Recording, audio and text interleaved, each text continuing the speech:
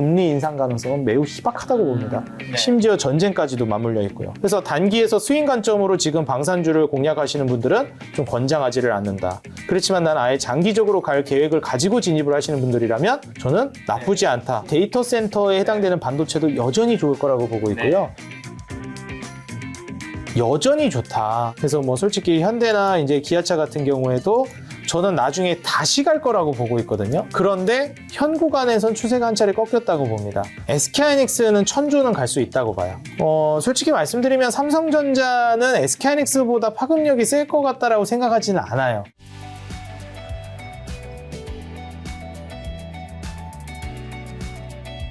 이제 이란 사태가 일어난 지도 이제 뭐 며칠 좀 지난 거죠? 한 2주 좀 지났나요? 맞습니다. 한 2주 정도 지난 것 같아요. 네, 2주 정도 지나니까 지금 코스피 차트를 보면 어쨌든 뭐 좋다 나쁘다에 따라서 급등락은 조금 사라졌다. 네, 변동성은 조금. 변동성은 조금 줄어들어서 우리들의 마음이 조금은 편해지지 않았을까 싶은 생각이 드는데, 자, 현재 한국 증시요. 오늘 이제 3월 16일 장 마감하고 아주 저녁 7시쯤 촬영하고 있는데, 현재 어떻게 보시나요?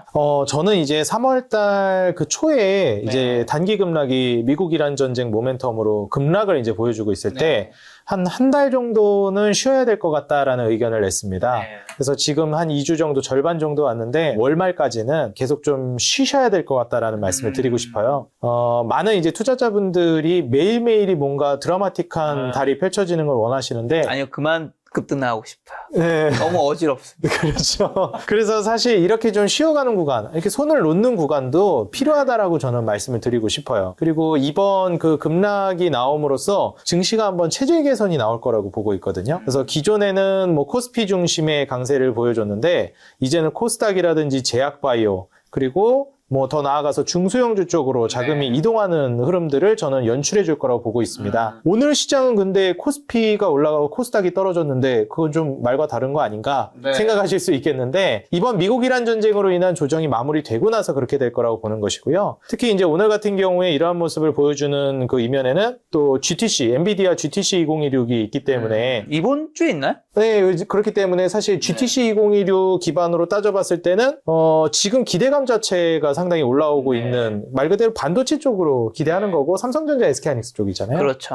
그러다 보니까 사실 그러한 부분들을 좀 생각해 본다라고 하면은 앞으로 좀 올라갈 여지가 많이 남아 있다라고 볼 수 있을 것 같고, 그러다 보니 코스피 쪽이 조금 더 강세를 보여줬다라고 생각합니다. 또 AMD 리사소 같은 경우에도 방한한다는 얘기가 나오더라고요. 그래서 이제 리사소 방한이면 거기에서 우리가 그 깐부 동맹에서 또 좋은 기억이 있잖아요. 있죠. 네, 그렇기 때문에 이번에 리사소 방안이 또 어떤 파급 효과를 불러올지, 뭐 그 정도 파급 효과는 아니어도 최소한 시장에서 기대감은 형성될 수 있기 때문에 코스피는 상당히 좀 강한 모습, 그리고 SK하이닉스, 삼성전자도 나쁘지 않은 모습을 보여줬고, 코스닥은 상대적으로 좀 못 갔다라기보다는 그런 모멘텀 기대감으로 코스피가 그나마 좀 더 선방을 했다 정도로 생각하시면 좋을 것 같습니다. 엔비디아 GTC 2026년 이게 개최가 16일에서 19일 현지 시각으로 이번 주 뭐 월화수목이 해당되겠네요. 그렇죠. 여기서 또 멘트가 나오게 되면 이제 또 삼성전자, SK하이닉스 오를 수 있겠죠. 근데 오늘 보니까 삼성전자, SK하이닉스 많이 올랐더라고요. 네, 뭐 말씀드린 것처럼 요 이제 모멘텀으로 작용한 것도 어느 정도 있다라고 생각을 하고요. 삼성전자나 SK하이닉스 같은 경우에는 또 주가가 안 빠진 게 아니다 보니까 현 구간에서 저가 매수세가 또 들어왔다라고 봅니다. 특히나 이제 뭐 제가 지금 정확히 기억은 안 나는데 막 목표가 상향하는 얘기도 조금씩 들려오더라고요. 하이닉스는 다시 100만 근처 다 왔네요. 그렇죠. 지금 거의 또 100만 원 다시 돌파하려고 하고 있는 단계이기 때문에 SK하이닉스나 삼성전자 같은 경우에 또 좋은 모습을 보여주고 있고, 특히나 SK하이닉스는 뭐 제가 누차 말씀드리지만 삼성전자가 더 잘 가는 시기도 있지만 아무래도 대장주는 SK하이닉스이기 때문에 하방 지지나 먼저 신고가를 뚫는다라든지 이러한 것들은 SK하이닉스가 조금 더 강한 모습을 보여줄 가능성이 높다라고 보고 있습니다. 그래서 현 시점에서는 반도체 종목들이 끝난 거 아니야? 라고 생각하실 수 있겠지만 이번 급락이 나오고 나서도 반도체는 또 간다고 봐요. 보통 우리가 그 패턴을 이야기할 때 제가 3단계로 그 상승 사이클을 나눠서 이야기하는데, 업종을 코스피나 반도체, 우량주가 먼저 가고 중소형주나 코스닥, 제약바이오, 뭐 혁신업종 이러한 쪽들이 움직이고, 마지막에 경기민감주, 뭐 인프라 이러한 쪽들이 간다고 얘기를 해요. 근데 이제 한 차례 꺾였기 때문에 이제 2단계로 저는 접어들 거라고 보는 거거든요. 1단계가 좀 길었습니다. 근데 1단계에 움직였던 반도체 종목들이 뭐 2단계, 3단계에서는 못 가고 그냥 빠지면서 끝나는 것이 아니라 일정 정도 유지하면서 추가적으로 좀 올려주는 모습도 계속 연출을 해줘요. 다만 1단계의 반도체가 올라갔던 그 상승만큼은 조금 아쉬운 상승이 나오겠죠. 왜냐하면 주인공은 이제 넘어가는 거니까. 그렇다고 해서 뭐 완전히 추세가 깨지고 무너진다 이럴 거라고 보진 않고요. 특히나 아직 SK하이닉스, 삼성전자가 실적 대비해서 너무 싼 것도 영향을 미치고 있다고 생각해서 충분히 시장만 이제 다시 또 개선이 된다라고 하면 다시 밀어 올릴 거라고 저는 내다보고 있습니다. 삼성전자, SK하이닉스 여전히 싸다고 생각하시는데 자세한 이야기는 좀 이따 삼성전자, SK하이닉스 반도체 시간에 또 여쭤보도록 하고요. 자, 3월 초에 발생한 검은 월요일금 폭락 사태가 그럼 공포라고 보시는 건가요? 박앤사일 이런 좀 세일해서 살 수 있는 좋은 기간으로 보시나요? 지난 2주 동안을.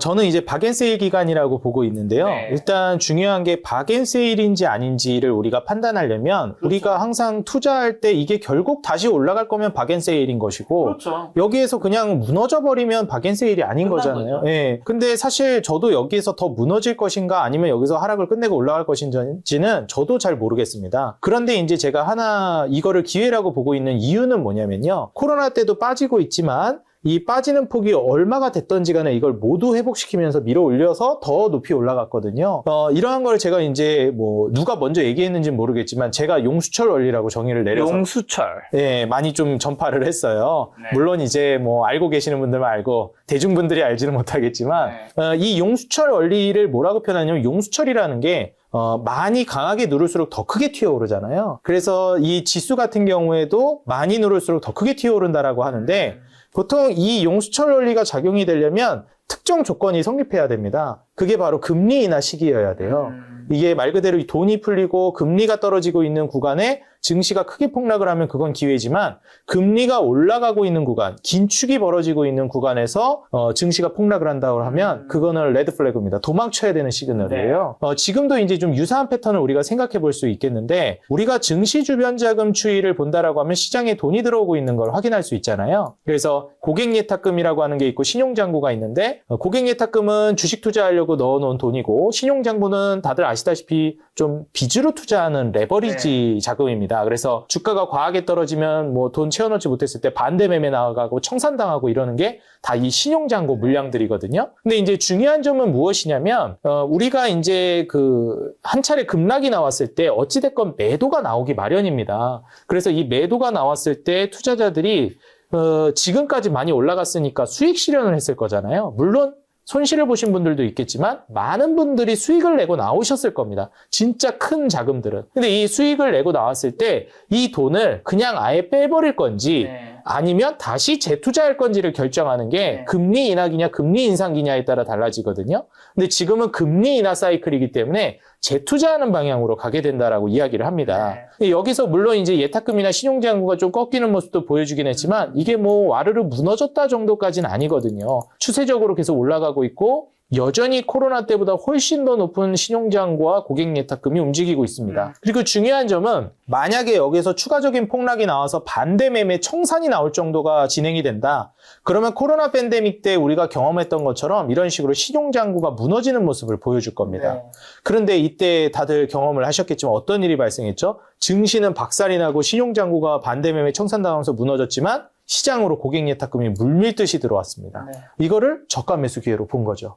경기도 박살났고 그때 코로나 때면 완전 불경기거든요. 지금이랑 비교도 안 됩니다. 전 세계 불경기. 지금 미국이랑 전쟁으로 인한 불경기랑은 게임이 안 되는 수준의 불경기였는데 그때 시장으로 어마무시한 돈이 들어왔다라는 거예요.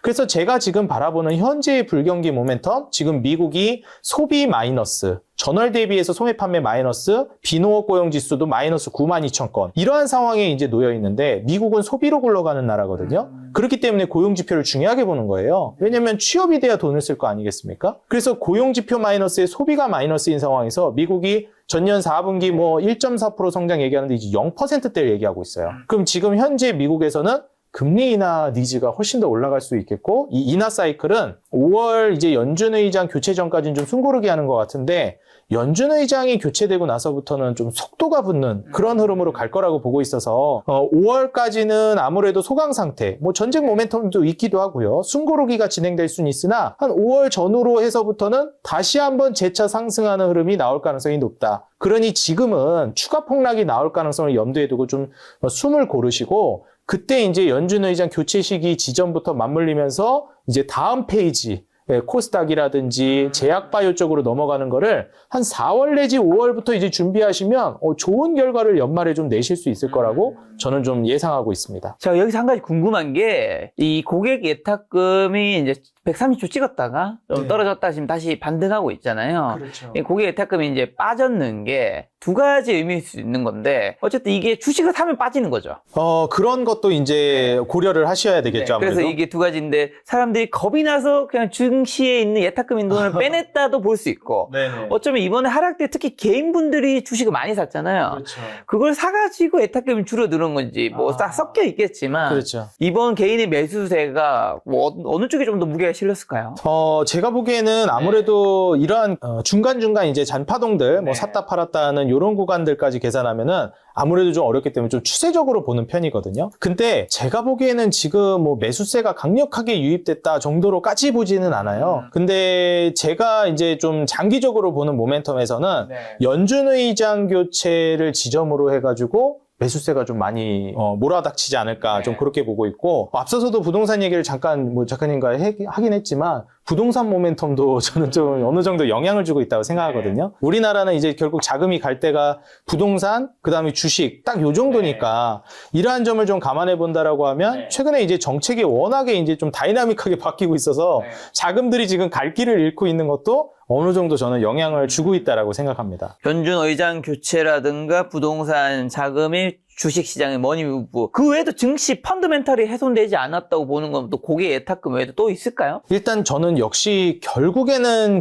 실적? 네, 실적도 실적이지만 미국의 이제 스탠스가 중요하다고 보는데요. 결국 미국이 금리 인하를 하면 저는 이제 시장은 다시 또 자리를 잡고 올라간다고 봅니다. 뭐 한국뿐만 아니라 일본이나 대만 같은 아시아권 증시들이 또 좋아질 거라고 보고 있어요. 보통 이제 우리가 미국이 금리 인하를 본격화해서 약달러 기조로 가고 위험 선호 심리가 좀 올라가게 되면서 아래 국가들로 이제 낙수 효과를 받아야 하는데, 지금 미국이 아무래도 이란이랑 전쟁을 하고 있다 보니까 사람들이 불안해져요. 그럼 위험 선호 심리가 아니라 안전자산을 추구하는 쪽으로 가게 되고, 막상 전쟁은 미국이 하고 있는데 달러 인덱스가 올라가고 있습니다. 그래서 지금 최근의 흐름을 좀 보시면 달러 인덱스가 좀 올라가고 있는 흐름을 보실 수가 있어요. 그래서 지금 달러 인덱스가 3월, 뭐 2월 정도부터 지금 달러 인덱스가 꾸준하게 올라오는 모습을 보여줬고요. 이게 아무래도 이제 국제 정세가 불안하다 보니까 막상 전쟁은 미국이 하지만 강달러 기조가 이제 드러나고 있습니다. 그래서 앞으로도 이런 단계가 지속될 것 같긴 하지만 결국에 금리 인하가 진행되고 달러 가치가 떨어지고 전쟁이 마무리가 되는 그런 구조로 가게 됐을 때는 이제부터는 또 약달러 기조, 장기적으로, 그러면서 또 낙수 효과를 받으면서 이제 아시아 국가들, 특히 뭐 한국 같은 나라들도 좀 수혜를 받는 구조로 갈 거라고 보고 있어요. 이번 전쟁만 저는 좀 잘 마무리가 된다라고 하면 또 2차 파동을 기대해 볼 수 있으니까 지금 구간을 잘 이용하시는 게 좋을 것 같습니다. 지금 달러 얘기 주셔서, 근데 달러 환율이 1,500원 육박하고 있던데, 환율 상승이 국내 증시에 미치는 영향은 되게 안 좋지 않나요? 그렇죠. 아무래도 이제 환율 1,500원이 거의 뭐 생명선이다, 뭐 마지노선이다 많이 얘기하잖아요. 그래서 제가 이제 상당히 앞으로 증시가 이제 하락이 끝났다 이런 얘기를 하는 게 조심스러운 게, 하락이 끝났다라고 하기에는 지금 환율적인 부분도 너무 불안하고요. 지금 1,495원, 6원이네요. 네, 아까 뭐 8원도 가고 막 1,500원도 막 뚫었다가 왔다 갔다 하잖아요, 요즘에. 그래서 이런 흐름을 좀 본다라고 했을 때는 환율적인 불안감, 거기에서 최근에 이제 또 그 외국인 투자자들이 한국에서 모두 떠나가고 있습니다. 떠나고 있나요? 네, 모조리 지금 매도를 하고 있는 상황이기 때문에 이게 단순히 뭐 환율만의 문제가 아니라 외국인들 이탈은 이건 우리가 좀 심각하게 보긴 해야 되거든요. 계속 팔고 있네요. 예, 코스닥 같은 경우에도 계속 팔다가 최근에 이제 제가 좀 재편이 이루어졌다 그랬잖아요. 그래서 1년 동안 팔은 물량을 다 매수하면서 들어왔어요, 외국인들이. 근데 코스닥 변동성 크기 때문에 샀던 걸 또 순식간에 다 팔았습니다. 근데 이제 중요한 건 또 코스피도 보시게 되면 코스피는 거의 뭐 수직 낙하, 폭포수처럼 팔고 있어요. 매일 팔고 있네요. 네. 그렇기 때문에 사실 지금 구간을 보시게 되면 이 빨간색 선이 외국인 그 순매수 추이거든요. 그러니까, 이때 잠시 바닥을 찍었던 구간이 이때가 이제 작년 4월이거든요. 네. 이때 트럼프가 판넬 들고 와가지고 니네 관세 몇 프로 이렇게 얘기하던 그때예요. 막 진짜 증시 전 세계가 급락할 때. 그때에 이제 외국인들이 원래 이제 이 더 전에는 엄청 위에 있었거든요. 계속 팔아서 여기까지 와서 바닥을 친 건데 이때부터 또 반등을 했습니다. 그래서 요만큼 이제 외인들 매수세가 많이 들어왔는데 왜냐면 상호관세 이후에 좀 괜찮아지니까. 근데 최근에는 보시다시피 이때랑 비교도 안 되는 매도가 폭발적으로 터져 나오고 있어요. 뭐 환율적인 문제도 있겠지만 여러 가지 측면에서 이러한 시그널은 우리가 무시할 수가 없는 부분이거든요. 이유는 뭐 여러 가지가 있겠지만 어쨌든 현상은 모조리 외국인들이 도망치고 있다는 겁니다. 이런 점을 좀 감안해 본다라고 했을 때는 전쟁이 끝나면 모르겠는데 네. 전쟁이 진행되고 있는 현재 시점에서 환율이 이렇게 불안하다? 그럼 이게 문제가 언제 터져도 이상하지는 않다라는 거예요. 제가 예전에도 이게 참 그래서 증시 분석하기가 어려운 건데 급락이 언제 떨어질지 몰라요. 근데 그 급락을 떨어뜨리는 모멘텀이 거의 대부분 불경기거든요. 그래서 불경기 모멘텀으로 한번 금리를 떨어뜨리는데 그 모멘텀으로 금리를 엄청 낮춰요. 네. 그래서 뭐 그 창조적 파괴다, 뭐 조지프 슈페터 뭐 얘기했던 그런 그 이론들도 있긴 한데 제가 증시에 빗대어서도 폭락이 나오고 나서 엄청난 상승이 나온다, 뭐 창조적 파괴다, 뭐 이런 얘기도 했었습니다. 근데 제가 이제 보는 관점에서는 이번에 이렇게 외국인들이 이탈이 나오고 국제 정세가 불안한 상황에서 급락이 나올 가능성도 있고 이렇게 되면 우리가 그 코로나 때도 트럼프 대통령이었잖아요. 그때 제로 금리 가면서 무제한 유동성을 풀겠다 했는데 이번에 뭐 우리나라만 이러면 모르겠는데 아시아권 증시 다 안 좋죠. 뭐 미국도 안 좋죠. 이러다 보니까 미국발 급락이 한 번 더 나오면서 무제한 유동성, 제로 금리까지는 아니더라도 네. 거의 거기에 준하는 비슷한 패턴의 트럼프 정책이 이제 연준과 좀 맞물리면서 나올 가능성이 저는 있다고 보는 입장이라 설사 불경기로 폭락이나 급락이 나오더라도 그 이후에 다가올 유동성과 금리 인하가 더 강력하게 영향을 미칠 거기 때문에 앞서 말씀드린 용수철 원리처럼 폭락을 하게 되면 그 이상으로 큰 급등이 나올 거라고 봅니다. 그래서 지금 투자자 여러분들이 생각을 하셔야 되는 건 수익 실현할 수 있는 건 좀 하셨으면 좋겠어요. 그리고 아직 꽃을 못 피운 종목들 있잖아요. 네. 그런 거는 좀 급락이 심하게 나와도 실적 전망이나 미래 이제 전망 자체가 좋으면 시장이 무너진다고 해서 파는 그런 행동은 안 하시는 걸 권장드립니다. 왜냐면 유동성이 끊길 거라고 보여지진 않기 때문에. 그럼 유동성 측면에서 연준의 금리 인하 시점이 또 9월로 밀린다는 얘기도 있는데 이런 국제유가 물가 상승으로 인해서요. 고물가 경기 침체가 동시에 나타나는 스태그플레이션 공포도 있는데 그 속에서도 주식 투자의 매력은 여전히 유효한 건가요? 자, 여기에서 뭐 그 스태그플레이션이라는 말씀도 네. 정말 잘해 주셨는데 이게 우리가 금리나 불경기 모멘텀으로 뭐 미국 경제 성장률도 완전 0%대 가고 소비, 고용 다 마이너스다 이러는데 또 한 가지 간과할 수 없는 게 있죠. 뭐냐면 우리가 금리를 인하하려면 또 조건 중에 하나가 바로 그 물가가 안정이 돼야 합니다. 왜냐면 금리를 내리게 되면 물가가 올라가기 때문에 물가를 좀 포기하고서라도 이제 경기를 살리려고 하는 거거든요. 근데 물가가 이미 너무 높아버리게 되면 이게 사실 물가 부담 때문에 금리를 함부로 못 내린단 말이죠. 그럼 여기서 딜레마에 빠집니다. 경기도 안 좋은데 물가도 높아. 말씀해주신 스태그플레이션이 발생하면 오도 가도 못하는, 내리지도 못해 올리지도 못해 금리를, 이런 상황이 이제 연출이 됩니다. 자, 그럼 여기에서 이제 연준은 어디에 이제 편을 들어주고 어느 쪽 손을 들어줄 것이냐, 이게 이제 관건이거든요. 저는 여기서 금리가 더 내려갈 거라고 보는 이유가 몇 가지 있는데 하나씩 좀 설명을 드리겠습니다. 일단 첫 번째로 말씀드리고 싶은 거는 현재 물가에 영향을 미치고 있는 그 요인 자체가 좀 단발성이라는 거예요. 전쟁이라는 모멘텀인데 솔직히 전쟁을 단발성이라고 이야기하기가 좀 조심스럽긴 합니다. 그런데 이러한 그 유가 급등이라든지 미국이라는 전쟁이 뭐 무슨 몇 년을 가는 장기화로 갈 가능성은 매우 희박하다고 보고 있어요. 왜냐하면 이제 굉장히 급진적으로 정책을 밀어붙이고 있는 게 트럼프이기 때문에 바이든처럼 좋은 게 좋은 거지 대화 좀 합시다 하면서 뭐 조금씩 풀어가면서 이런 식으로 하면서 전쟁을 질질 끄는 스타일이 아니란 말이죠. 충격이 오더라도 빨리빨리 속전속결하는 스타일이라 이게 무슨 1년을 넘어간다? 네. 그럴 것 같지는 않아요. 물론 제 개인 생각이긴 하지만. 그리고 이제 또 하나 측면에서 우리가 생각을 해볼 게 금리 인하가 9월로 미뤄진다, 더 뒤로 미뤄진다, 그럴 가능성도 있어요. 그런데 이제 중요한 건 금리 인하를 뭐 성향 따라서, 정책 따라서 뭐 연준 의장 그 성향이라든지 이런 것들도 영향을 주잖아요. 뭐 매파적인 인물이다, 비둘기적인 인물이다. 그러면 인하를 해야 될 건 안 하진 않습니다.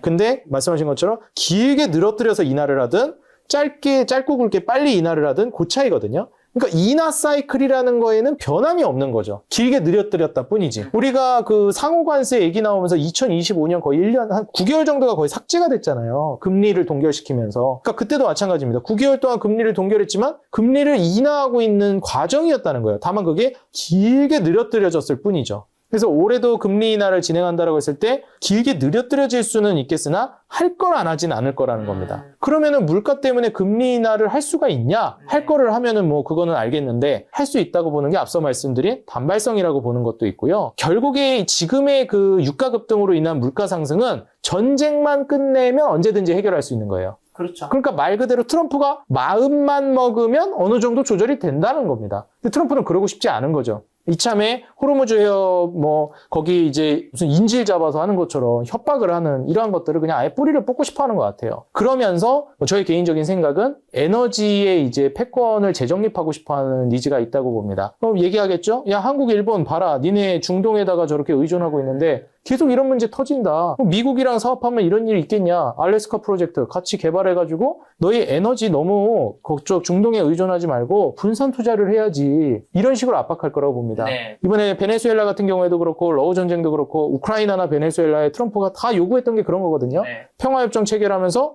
에너지 인프라 우선권 달라. 이런 거였기 때문에 이 에너지 인프라 분야에 있어서 트럼프의 이제 그 속내가 드러나지 않을까. 그래서 저는 이번 전쟁이 좀 끝나고 나서부터는 금리 인하 스탠스는 좀 지속될 거라고 본다. 이렇게 보고 있습니다. 자, 그런데 이제 유가가 어쨌든 배럴당 150달러까지 치솟을 수 있다는 경고도 있었죠. 유가 움직임에 따라 뭐 증시도 급등락을 반복했었는데 유가의 심리적 마진 요소는 어디고 고유가가 실무 경제에 가져올 메가 쇼크 가능성은 어느 정도 있을까요? 사실 이 유가 급등이랑 지금 네. 달러 인덱스 말 그대로 강달러 추가적으로 환율 급등 네. 이러한 것들이 맞물려서 이제 시장이 흔들릴 가능성이 저는 그렇죠. 있다고 보는 것인데 그렇기 때문에 공격적인 투자를 하는 거는 좀 조심하셨으면 좋겠다라는 것이고 쉬어가는 구간이 필요하다라고 말씀을 드리는 거거든요. 뭔가 액션을 취하지 않아야 되는 시기도 필요합니다. 주식을 할 때는 3월이 저는 그렇게 보고 있고요. 한 5월 정도 이후부터는 액션을 취해야 된다라고 보고 있어요. 왜냐면 그 이후까지 연준 의장 교체됐는데 그 이후까지 이제 뭐 트럼프가 액션을 취하지 않고 그럴 거라고 보진 않거든요. 그래서 만약에 이제 매매를 전개하신다라고 하면 지금 현재 유가가 추가적으로 급등하게 되면 물가를 건드릴 수 있습니다. 근데 현재 미국 CPI라든지 뭐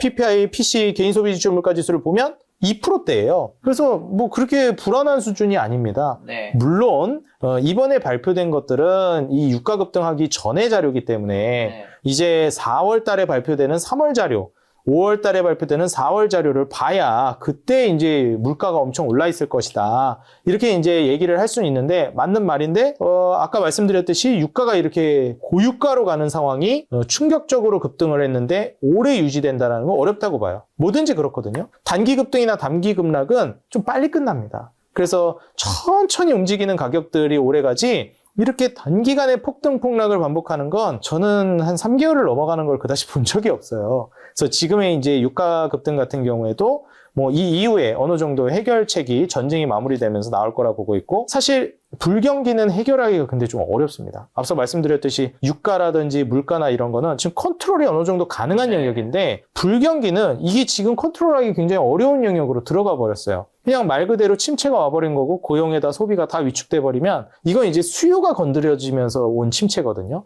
제가 항상 말씀드릴 때 주식 투자할 때도 공급 쇼크로 오는 거는 굉장히 불안하다. 컨트롤하기가 어렵다. 근데 심리라는 거는 어느 순식간에 이렇게 부지불식간에 바로 바뀌진 않는다. 그래서 공급 쇼크라든지 이런 것들로 가는 주가 상승이나 가격 상승보다 수요로 가는 가격 상승과 주가 상승을 훨씬 더 신뢰하셔야 된다. 이런 말씀을 드립니다. 지금 현재 유가 상승이나 물가 상승에 대한 우려는 공급 충격에서 오는 거거든요. 그렇기 때문에 이러한 것들은 저는 그렇게 신뢰하지 않는 상승이에요. 실제로도 변동성이 너무 이게 위아래로 불안하게 움직이기도 하고요. 그런데 지금의 불경기 모멘텀은 심리가 무너지면서 추세가 꺾이는 것이기 때문에 단기간에 바뀌기가 어렵습니다.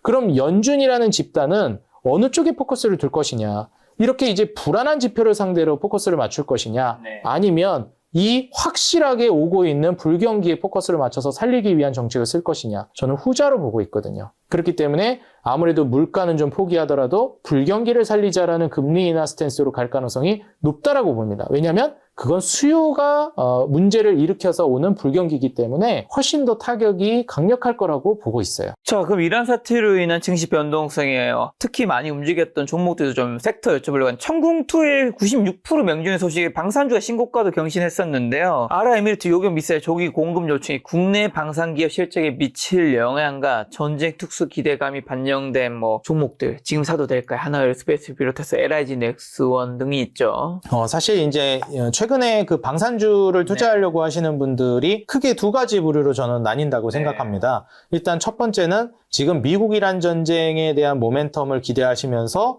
한 단기 정도, 길면 스윙 정도를 생각하시면서 투자를 하시는 분들. 그리고 두 번째는 트럼프 정권 하에서는 전 세계 각국의 방위비가 올라가는 추세에 있다. 그렇기 때문에 방산은 장기적으로 계속해서 좀 수요가 있을 것이다. 이러한 이제 스탠스를 가지고 장기 투자를 고려하시는 분들인데 최근에 상승해서 진입을 하신 분들은 대부분 이 이슈 매매, 미국-이란 전쟁의 이슈를 가지고 투자한 분들이 대다수일 거라고 생각을 합니다. 근데 전 이거는 좀 권장을 드리고 싶지가 않아요. 왜냐하면 미국-이란 전쟁이라는 것이 언제 그냥 바뀌어버릴지 모르는 거고 당장 내일 악수하고 쎄쎄쎄 할 수도 있는 거라서 저는 이러한 데 투자를 하는 건 불안하다고 생각합니다.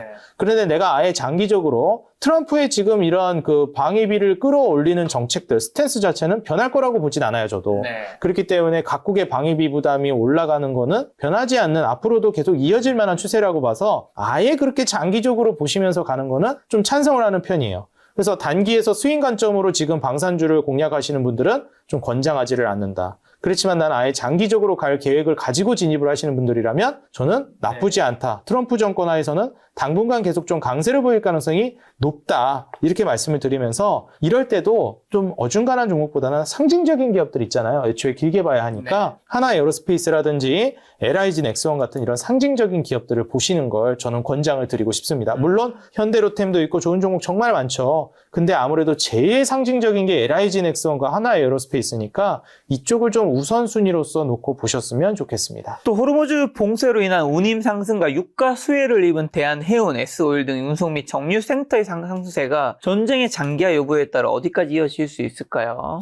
일단 우리가 이제 그 해운주가 그때 당시에도 공급 쇼크로 엄청나게 운임비가 상승하다 보니까 올라갔었죠. 코로나 때도. 이번에도 페노션이라든지 말씀해주신 대한해운이라든지 특히 상징적인 기업인 HMM 이런 기업들이 또 움직임을 보여주기도 했었는데요. 지금 솔직히 이제 HMM이라든지 대한해운, 페노션 이런 그 해운 종목들 같은 경우에는 결국 이것도 또 다시 한번 공급 충격으로 주가가 올라가는 걸 생각하는 건데 이게 좀 아이러니한 게 코로나 때 이때 운임비 상승했던 이때는 진짜 사람들이 불안할 때였거든요. 그러니까 완전 어떻게 될지 모르겠고 그냥 한도 끝도 없고 앞으로 완전 이게 예측이 불가능한 영역에서 올 셧다운이 돼버리다 보니까 운임비는 그냥 어디까지 올라갈지 감도 안 잡힐 정도로 올라가고 있었거든요. 근데 솔직히 지금 미국-이란 전쟁이 그 정도인가? 저는 그렇게 생각하거든요. 솔직히 그 정도는 아닌 것 같아서 하나 말씀드리고 싶은 건 제가 보는 관점에서는 이때는 그냥 한 치 앞이 안 보이는 상황에서 운임비가 올라가면서 주가가 올라갔던 건데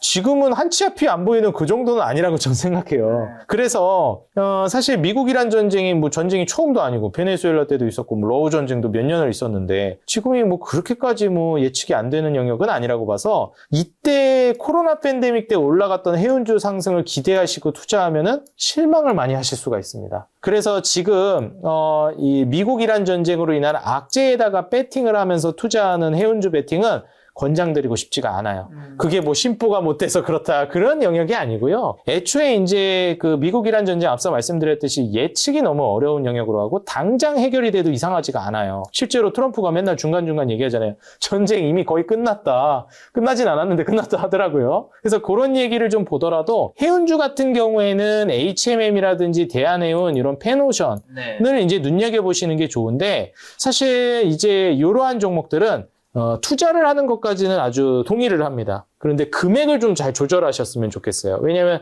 미국-이란 전쟁뿐만이 아니라 지금 트럼프의 정책을 보면 베네수엘라 때도 그렇고 이게 또 제2의 제3의 이런 일이 터지지 말란 법이 없어서 해운주는 또 수요를 기반으로 올라갈 가능성이 있으니 웬만하면 금액 조절만 잘 해가지고 들어가시는 게 좋을 것 같다. 이렇게 말씀을 드립니다. 에너지 가격 급등으로 또 한국전력과 한국가스공사가 큰 타격을 입었던데 원가 부담을 이기고 실적이 반등할 수 있는 시점은 좀 언제가 될까요?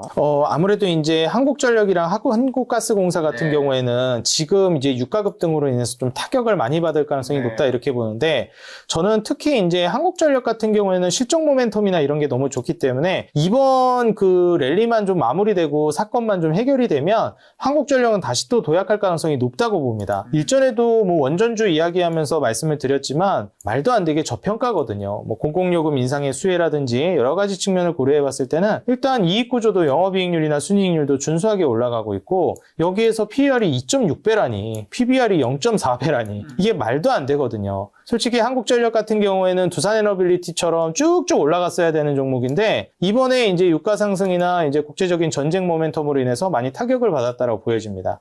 근데 어차피 길게 보면 한국전력은 갈만한 종목이라고 봐서 두산에너빌리티 요즘 원전주 잘 가가지고 좀 부담이 되는데 너무 잘 가고 있어서 지금 따라잡긴 그런데 하면 오히려 한국전력 같은 기업들이 지금은 투자할 때가 아니라고 보지만 추후에 이제 이 전쟁 모멘텀이 사그라지고 회복을 하기 시작하면 그때부터는 저는 재진입을 해보셔도 충분히 가능한 종목이라고 보고 있습니다. 자, 말씀하신 대로 이 원전 포함된 신재생 에너지, 그럼 원전주가 반사 수혜주를 꼽히는데 이 중에서도 어떤 종목 좀 크게 담아가야 될까요? 뭐 역시 대장은 두산에너빌리티라고 보고 있는데요. 일단 여기에서 우리가 그 미국의 그 빅테크 기업들, 뭐 알파벳을 포함해서요, 아마존이라든지 뭐 팔란티어, 뭐 인투이티브, 세일즈포스, 뭐 마이크로소프트, 뭐 유수의 이제 정말 엄청난 소프트웨어 기업들이 천문학적인 돈, 이번에 그 전쟁 터지기 얼마 전이었거든요. 그러니까 한 2월, 한 1월 말 요 정도부터 채권 발행한다는 소식이 어마무시하게 들려왔습니다. 그래서 아마존이라든지 알파벳이라든지 그 다음에 미국의 하이퍼스케일러 빅테크 기업들이 이 회사채 발행을 어마무시하게 해가지고 네. 단순히 미국에서만 발행하는 것이 아니라 뭐 영국에서도 발행하고 여기저기서 이제 속된 말로 돈을 땡겨왔어요. 그러면 이 땡겨온 돈들을 가지고 뭐 할 거냐 했더니 여태까지도 그렇게 투자를 했는데 AI 인프라에 투자하겠다라는 명목으로 돈을 땡겨왔습니다. 네.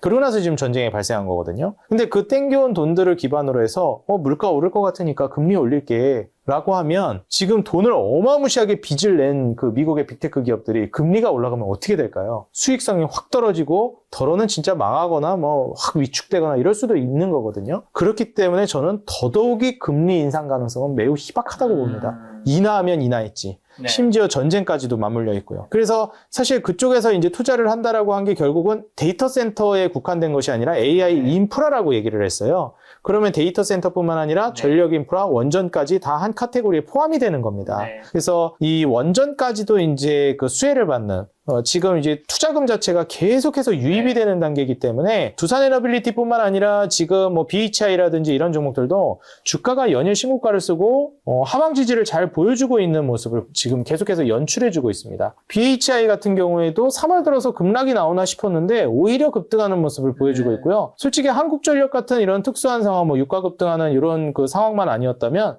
한국전력도 나쁘지 않은 모습을 보여줬을 겁니다. 지금 이런 상징적인 기업들만 해도 그런데 뭐 비상발전기 관련된 종목인 뭐 GNC 에너지라든지 이런 종목들, 예, 뭐 아직 급등은 나오지 않았지만 솔직히 뭐 이렇게 추세를 크게 벗어나거나 그런 단계는 아니에요. 심지어 뭐 한전그룹의 한전 KPS라든지 이러한 종목들은 오히려 급락했던 걸 바로 또 밀어 올리면서 언제 빠졌냐는 식으로 또 올라오고 있거든요. 뭐 한전 기술 같은 경우에도 그렇고 그 이전에 좀 많이 올렸었고 급락했던 것도 금세 회복을 시키고 있습니다. 그래서 한전 KPS, 한전기술, 뭐 한전산업 이러한 종목들도 그렇지만 뭐 우리기술 같은 우리가 또 테마로도 많이 접근한 이런 종목들은 오히려 더 크게 급등하고 있는 이런 모습을 연출해주고 있어요. 우리가 전쟁으로 잠시 잊었지만 그 직전에 이 미국의 빅테크 기업들이 천문학적인 돈, 그때 그 알파벳이랑 몇 개 기업 합쳐서 580조 원을 이제 채권 발행했다는 걸로 제가 봤었는데 아마존까지 이제 뭐 채권 발행해서 돈 투입하는 거 생각하면 천문학적인 돈이 또 이제 쏟아져 들어올 거라고 보고 있습니다. 금리 인하와 유동성까지 맞물리면 저는 뭐 원전뿐만 아니라 당분간 AI 인프라스트럭처나 소프트웨어 쪽은 돈이 지속적으로 유입될 거라고 보고 있어요. 그런 이유로 AI 투자의 완성이 반도체가 아니라 원전과 전력 인프라라고 강조하시는 건가요?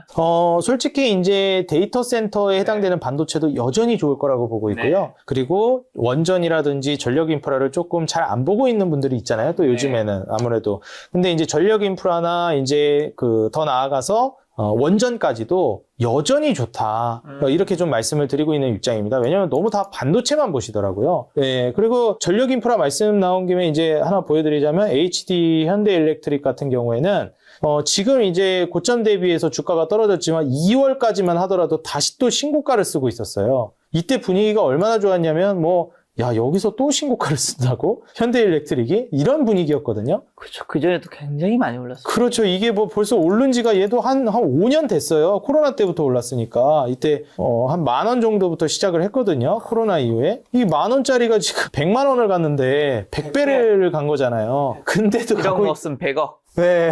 지금 그런데도 가고 있습니다. 왜 우린 없죠? 이 중이 제 머리 못 깎는다고 저도 현대일렉트릭 이런 거 10,000원에 들어갔어요. 주식이 이렇게 쉬운 건데. 그렇죠. 참 지나간 거 보면 이렇게 쉬운데 말이죠. 네. 그래서 이것뿐만이 아니라 이거 놓쳤으면 아니 이걸 놓쳤어? 걱정하지 마. 이거라도 찍었으면 먹었어. 효성중공 그런데 효성중공업 같은 경우 250만 원. 네, 지금 이거 25만 원 했거든요, 과거에는. 23년도만 가도 그렇습니다. 더 전으로 가면 더 쌌고요. 코로나 팬데믹 2020년 이후에 올라간 거면 3만 원, 4만 원부터 올라가기 이것도 시작. 거의 100배. 그렇죠. 이거는 좀 더 심합니다. 이제 3만 원, 4만 원이면은. 주식이 이렇게 쉬운 건데. 그렇죠. 그런데 이렇습니다. 결과론적으로 쉽다는 의미입니다, 여러분. 근데 이제 효성중공업과 그러면은 현대일렉트릭이나 이런 종목들이 또 한 번 도약을 할 가능성도 우리가 배제할 수가 없다라는 거죠. 100배 갔는데요. 네, 그런데도 그렇다는 겁니다. 근데 이게 또 아이러니한 게 뭐냐면은, 왜냐면 계속해서 자금이 투입되고 있기 때문에 그렇습니다. 이 지금 원래 우리가 소프트웨어 기업들이 너무 못 갔잖아요, 주가가. 제가 한번 소프트웨어 기업들을 보여드릴게요. 그러니까 지금 소프트웨어 주주들의 피눈물을 먹고 이 기업들이 주가가 올라간 거거든요. 그게 보시게 되면 회의 증시 차트에서 제가 아까 말씀드렸던 기업들, 대표적인 거 마이크로소프트부터 이제 한번 보도록 하겠습니다. 마이크로소프트는 못 가고 있죠. 이렇게 무너지고 있습니다. 그런데 이 기업들이 왜 이렇게 못 가고 있냐? 다들 아시잖아요. 지금 돈을 벌어야 되는데 자꾸 투자만 하고 있습니다. 자금 회수를 안 하고 있어요. 쏟아붓기만 하고 있고. 그러니까 우리가 카카오톡 맨날 백날천날 무료로 서비스하고 전 국민들한테 뿌리기만 하고 있을 때 도대체 언제 돈 벌 거냐? 근데 막상 돈 벌기 시작하니까 어마무시하게 법니다. 이게 소프트웨어거든요. 그래서 저는 소프트웨어 기업들을 이렇게 표현합니다. 바이러스를 심는 시기가 있고 침투시킨 바이러스로 자금을 회수하는 시기가 있다. 지금은 바이러스를 침투하는 엔비디아도 시기다. 거의 못 갔죠? 그렇죠. 엔비디아는 근데 또 과거에 좀 갔었잖아요. 근데 그런 게 있다 치지만 솔직히 소프트웨어 기업들은 너무 못 갔거든요. 엔비디아도 요즘은 좀 못 가고 있긴 하지만. 근데 소프트웨어 쪽으로 더 가서 보자면 앞서 말씀드린 마이크로소프트만 그러냐? 우리 대한민국 국민 여러분 정말 많이 보유하고 계신 팔란티어 정말 못 가고 있습니다. 전쟁 때문에 좀 올랐죠. 네, 그리고 나서 이제 이 전쟁 모멘텀만 좀 연결된 거 아니었으면 진짜 이것도 더 떨어지거나 못 갔을 텐데 그나마 좀 간 것도 있고 인투이트라든지 그 다음에 세일즈포스. 이게 보면은 이게 주가들이 참 피눈물이 나는 주가 흐름들입니다. 그러다 보니까 이러한 기업들이 왜 이렇게 못 갔겠습니까? 결국에 자꾸 투자만 하고 있고 회수를 안 하고 있으니까 돈만 자꾸 나가니까 주가가 떨어지는 거거든요. 근데 필연적으로 제가 계속 얘기하는데 스마트폰이 만들어져야 안에서 어플을 구동을 시키죠. 소프트웨어를 돌리죠. 결국 어쩔 수 없이 하드웨어가 먼저 갈 수밖에 없습니다. 근데 이걸 만드는 목적은 결국 소프트웨어를 돌리기 위해서 만드는 거잖아요. 필연적으로 소프트웨어는 갈 수밖에 없습니다. 조정 바제 이런 거 사는 거는 길게 보고 갔을 때 나쁘지 않겠네요. 그렇죠. 아주 좋은 전략이죠. 요즘에 그렇게 조롱을 받고 있는 주식들이 있죠. 네이버, 카카오. 네이버, 카카오. 네, 요즘 어때요? 요즘 어떻게 됐죠? 안 본 지 한참 오래됐습니다. 요즘 여전히 물어보지도 않게 되더라고요. 여전히 조롱을 받고 있습니다. 주가가 지금 이런 상황인데요. 저는 장기적으로 매우 좋다고 봅니다. 네이버뿐만 아니라 카카오. 이런 주가 상황에서 앞으로 좋을 것이다 얘기하기 참 어려운데요. 저는 개인적으로 제가 틀리는 한이 있더라도 제 생각을 보면 그렇죠. 바닥은 찍었긴 했는데 매우 힘든. 솔직히 이게 더 힘든 이유가 뭐냐면 다른 종목 올라가는 게 보이는데 삼성전자, SK하이닉스, 현대차 다 올라가는데 너만 못 가. 이런 상황이기 때문에 그런데 어쩔 수 없습니다, 이게. 근데 막상 이제 이런 종목들로 가기 시작하잖아요. 그럼 자금이 우르르 일로 올 겁니다. 네이버, 카카오. 그 다음에 또 이제 보실 게 삼성 SDS. 이제 이런 종목들도 비슷한 패턴입니다. 근데 이제 최근에 삼성 SDS 같은 경우에도 외국인들이 정말 많이 담고 있어요. 이런 단계인데 차트 보시게 되면 월봉인데 상장하고 나서 여지껏 이런 상황입니다. 그리고 또 많이 얘기하고 있는 게 LG CNS 이런 기업들이거든요.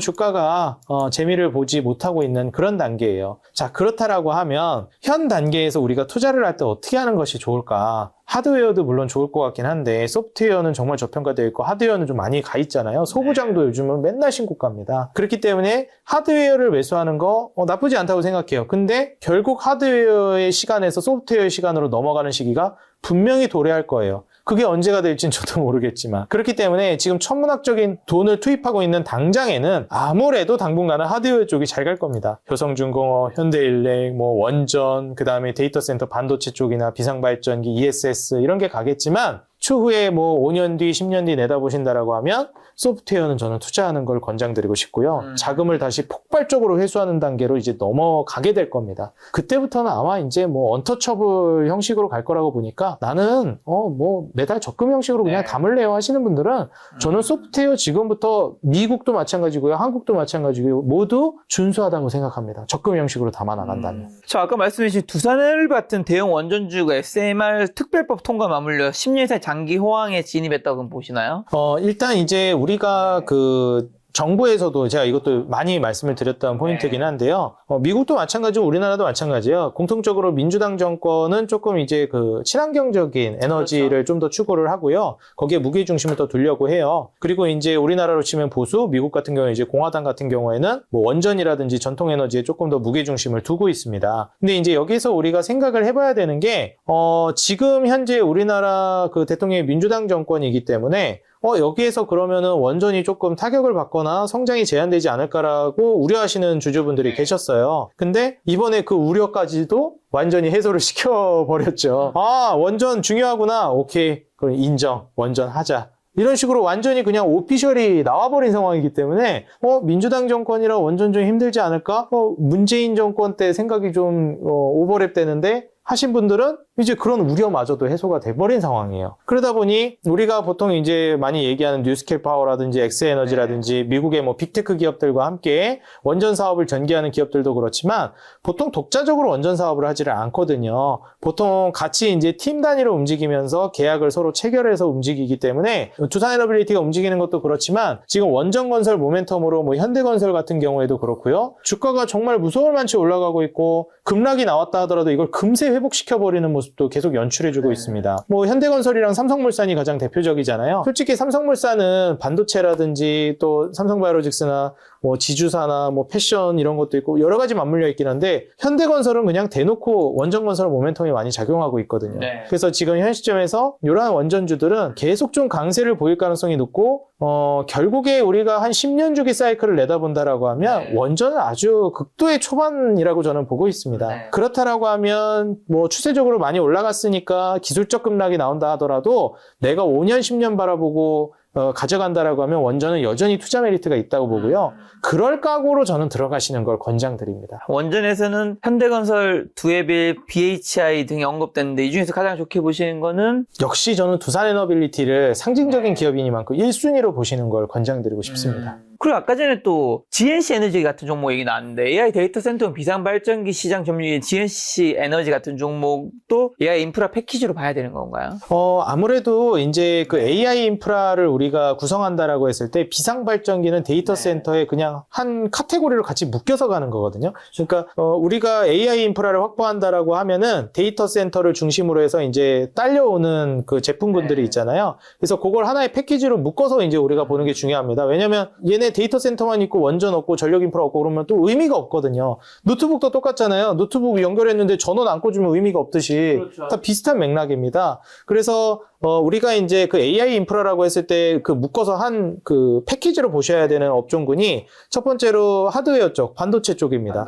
그러니까 우리가 컴퓨터 부품 조립 들어가는 CPU, 그래픽카드, 메모리 이런 거 생각하시면 돼요. 그래서 이런 이제 반도체 분야, 그 다음에 전력 인프라, 그 다음에 이제 원전, 전력 인프라로 선 꽂고 그다음에 이 에너지를 조달해야 되니까 이 세 가지가 제일 중요한 핵심 키워드라고 말씀드리고요. 여기서 좀 딸려오는 애들이 있습니다. ESS라든지 비상발전기라든지. 근데 이제 ESS 같은 경우에 2차 전지 종목들이 이제 움직일 것이고 비상발전기는 GNC 에너지가 상징적이에요. 그래서 비상발전기는 안 그래도 지금 에너지 부족 사태가 심각하기 때문에 지금 더 심각해졌어요. 사실 전쟁 때문에. 그래서 태양광까지 올라가면 막 난리가 났잖아요. 그래서 이런 점을 감안해보면 비상발전기 수요는 더 올라갈 거라고 보고 있어서 뭐 지금 ESS나 비상발전기가 한 세트로서 묶이면 이런 GNC 에너지 같은 종목들도 수혜를 받을 가능성이 높다고 보고 있습니다. 자, 그럼 지금 같은 굉장히 변동성이 좀 좁아지긴 했지만 여전히 변동성이 굉장히 있는데 현금 비중을 좀 늘려야 하는 거예요? 아니면 지금 싸져 있는 주도주를 사야 하나요?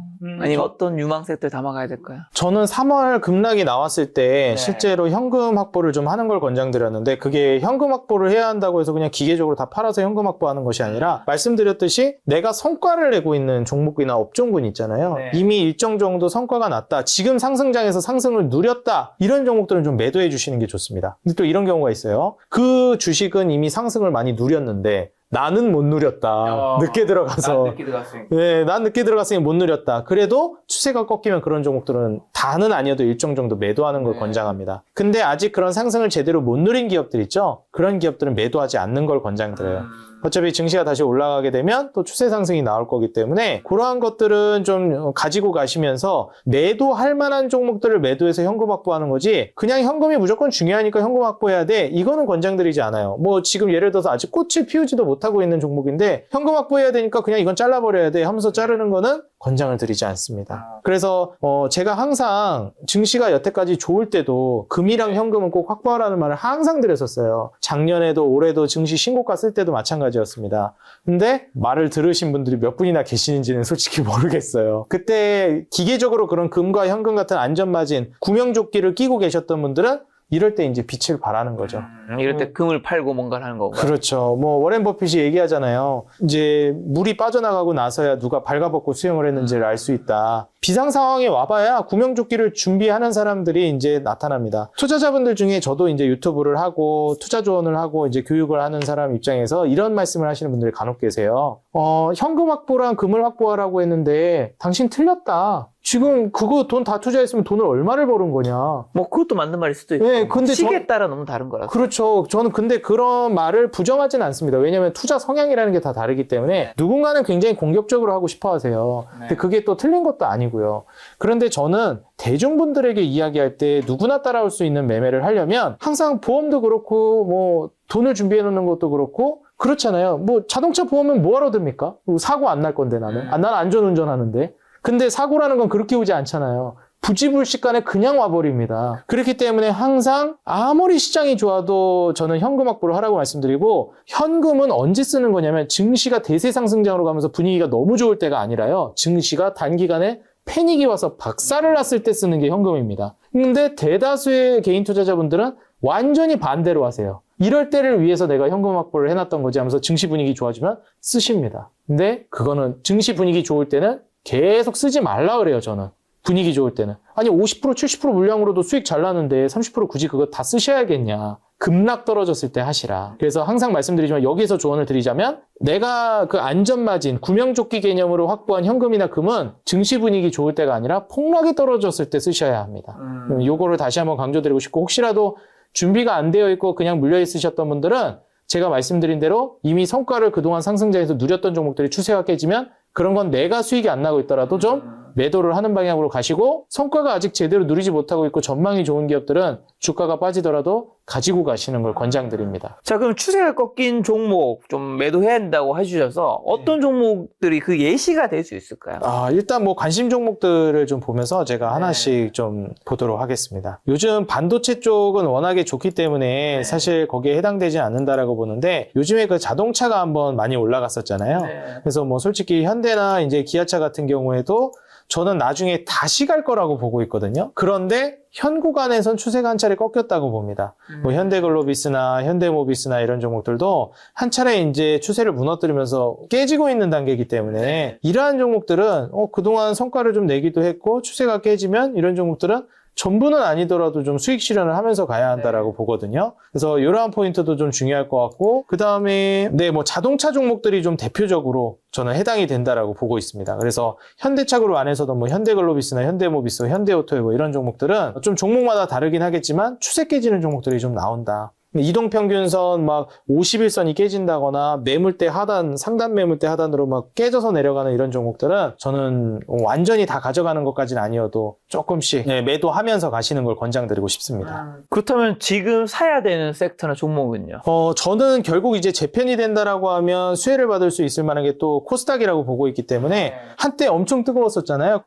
코덱스 코스닥 150 또 있고, 이거를 이제 2배로 이제 뻥튀기해서 먹는 레버리지 상품도 있죠. 근데 뭐 나는 이제 레버리지 너무 불안하다 하시면 그냥 코덱스 코스닥 150만 보셔도 나쁘지 않습니다. 그렇죠. 예, 그래서 이러한 것들은 앞으로 이제 강세를 보여줄 가능성이 꽤 높은 섹터라고 보고 있고요. 그리고 아예 이제 잘 모르겠다 하면 이런 이제 그 코스닥 150 레버리지나 뭐 코스닥 150 이런 상품도 좋지만은 제약바이오나 2차전지, 이러한 섹터, 그리고 소부장, 이게 앞으로 정말 많이 시세를 끌어올릴 가능성이 높다라고 보고 있는데, 솔직히 말씀드리면 소부장은 너무 많이 올라갔어요. 그래서 이제 앞서서도 좀 보여드렸지만 주가가 아니 무슨 이렇게 시장이 안 좋은데도 ISC 주가가 20% 올라가면서 신고가를 또 뚫어버립니다. 반도체 소부장 말씀하시는 거죠? 그렇죠. 반도체 소부장 같은 경우에는 여전히 강해요. 근데 제가 그때 여기 출연했을 때, 바로 전에 출연했을 때 말씀드렸던 게 또 TSMC발 수혜를 받는다라고 하면서 CNTX 말씀드렸잖아요. CNTX 같은 경우에도 여전히 저는 메리트 있다고 보고 있고요. 그 다음에 하나비전 같은 기업들. 최근에 좀 주가를 들어올리긴 했는데 여전히 이제 매력도가 있기 때문에 그때도 하나비전과 CNTX를 같이 말씀드렸는데, CNTX랑 하나비전, 이제 한미반도체는 신규 진입은 좀 놔줘야 될 때가 되지 않았나 개인적으로 생각합니다. 그래서 하나비전과 CNTX는 아직 기회가 남아있다라고 보고 있고요. 삼성전기 같은 경우에도 이번 조정이 좀 기회가 될 거라고 봐요. 특히 주가가 많이 올라가긴 했지만 리노공업이나 ISC 같은 종목들은 지금 코스닥 시총 최상단에 위치한 종목들이거든요. 그래서 이런 종목들 같은 경우에는 뭐 많이 올라가고 있긴 하지만 추세적으로 앞으로 더 갈 가능성이 여전히 존재하는 기업들이라 계속 눈여겨보셨으면 좋겠고요. 원익 IPS나 그 다음에 HPSP 이러한 소부장들, 그리고 솔브레인 이런 기업들도 조정이 나오긴 했지만 뭐 그 이전에 좀 올라가기도 했었고, 현재 뭐 추가적인 폭발력 있는 상승을 보여주는 단계는 아니라서 이러한 종목들은 좀 보셔도 될 것 같아요. DB하이텍이나 대덕전자도 여전히 저는 매력적이라고 봅니다. 솔직히 ISC도 이렇게 추가 급등 안 나왔으면 뭐 나쁘지 않습니다 하겠는데, 또 급등이 나와버렸다 보니까 리노공업이라든지 뭐 다른 쪽으로 시선을 돌려보시는 게 어떨까 저는 말씀을 드리고 싶습니다. 반도체 대장인 삼성전자, SK하이닉스보다 요즘에 소부장의 분위기가 더 좋은 거네요? 아무래도 삼성전자, SK하이닉스에서 좀 낙수 효과가 소부장 쪽으로 내려오고 있다라고 보여집니다. 우리가 시장에 급락이 나오면 어쨌든 일정 정도 파는 물량들이 나오는데, 앞서 말씀드렸듯이 그게 그냥 시장에서 돈을 빼버리냐, 다음 종목으로 또 이제 매수를 들어가느냐인데, 매수를 들어가는 방향이고 그게 이제 소부장으로 이제 넘어가고 있다라고 보여집니다. 그러면 한미 반도체가 또 대형주들과 달리 홀로 급등하고 있는데, 왜 반도체 수요가 소부장 기업들에게 주는 실질적인 이익은 뭐고, 한미 반도체는 어떻게 보시나요? 일단 한미 반도체 같은 경우에는 역시 대장이기 때문에 가면 이제 또 한미 반도체가 끌어가 준다라고 생각을 합니다. 그래서 더 올라갈 모멘텀이 많은데, 신규 진입을 제가 조심하라고 말씀드린 건 아무래도 타점을 여기서 잡기에는 부담된다고 생각이 돼요. 그런데 이걸 보유하고 있다면 저는 매도하지 마시라고 말씀드리고 싶어요. 여기서 뭐 매도할 필요가 없죠. 너무 잘 가고 있는데요. 앞으로도 모멘텀 자체는 당분간은 살아있을 것 같아서 한미반도체는 보유하고 있는 분들은 계속 좀 재미를 보셔도 좋을 것 같습니다. 또 이스페타시스나 대덕전자 같은 고부가 가치 깊은 기업들이 영업이익이 급증한다고 하는데, 그게 뭐죠? 차트는 또 어떻나요? 일단 이제 이수페타시스 같은 경우에는 이미 주가를 많이 올렸었는데 최근에는 좀 조정이 나와가지고 다시 또 주가가 매력적인 구간으로 나와줬어요. 그래서 이제 매출이나 영업이익 순이익이 늘어나는 건 뭐 당연한 이제 사실이고, 여기에서 이익 구조 역시도 준수하게 좀 올라가고 있습니다. PER도 한 24배니까 앞서 이제 한미반도체는 막 이제 PER 6, 70배로 넘어가기 시작해요. 그래서 한미반도체에 비하면 뭐 이수페타시스는 양반이다 이렇게 볼 수 있겠습니다. 그래서 지금 현재 주가 상황을 놓고 따져본다라고 하면 뭐 엄청나게 비싼 가격은 아니다. 충분히 투자를 우리가 고려해볼 만한 자리니까 이번 눌림목을 잘 이용해보는 것도 저는 괜찮다라고 보여집니다. 그리고 또 HBM을 넘어 최근 주목받는 MLCC 장세에는 반도체 사이클 어느 단계에 와 있다고 보시나요? MLCC는 제가 한 2019년부터도 정말 많이 강조했던 섹터이기도 한데 MLCC가 결국 세상이 점점 전자화됨에 따라서 수요가 늘어날 수밖에 없거든요. 그래서 장기적으로는 수요가 늘어나는데 이번 AI 모멘텀을 받으면서 또 수요가 굉장히 크게 폭증을 했습니다. 결국 대장은 삼성전기예요. 그래서 삼성전기가 MLCC 분야에서도 앞으로도 대장 역할을 할 거라고 보고 있고요. 물론 이제 뭐 TDK나 다이오유대, 무라타 이런 기업들을 많이 좀 쳐주지만은 우리가 이제 MLCC 분야에서 삼성전기도 세계적인 점유율을 확보하고 있습니다. 다섯 손가락 안에 드는 기업이니까 이 정도면 상당하다라고 보셔도 돼요. 근데 이제 중요한 점은 AI MLCC로 넘어가면서 다른 기업들을 이제 좀 넘어설 수 있겠다라는 기대감이 나오고 있는 게 삼성전기입니다.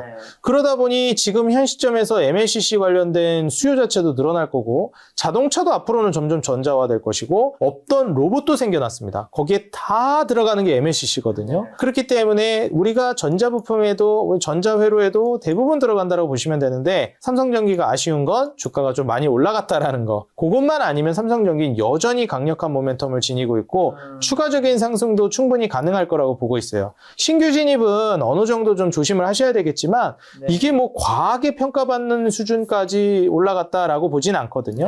과거에는 좀 더 저평가되어 있어서 매력도가 있었지만 지금은 그 정도가 아니다 뿐이지 더 올라갈 가능성은 여전히 내포하고 있어서 투자를 고려해 보셔도 저는 괜찮다고 말씀드립니다. 자, 그럼 지금 같은 상황에서 삼성과 하이닉스는요? 삼성전자랑 하이닉스는 아예 이제 길게 가겠다. 우리가 그 부동산도 비슷하고 주식도 그렇지만 한번 5만 전자 가면서 조롱당하고 이런 시기가 있지 않습니까? 그런 시기나 버틸 생각이 있다.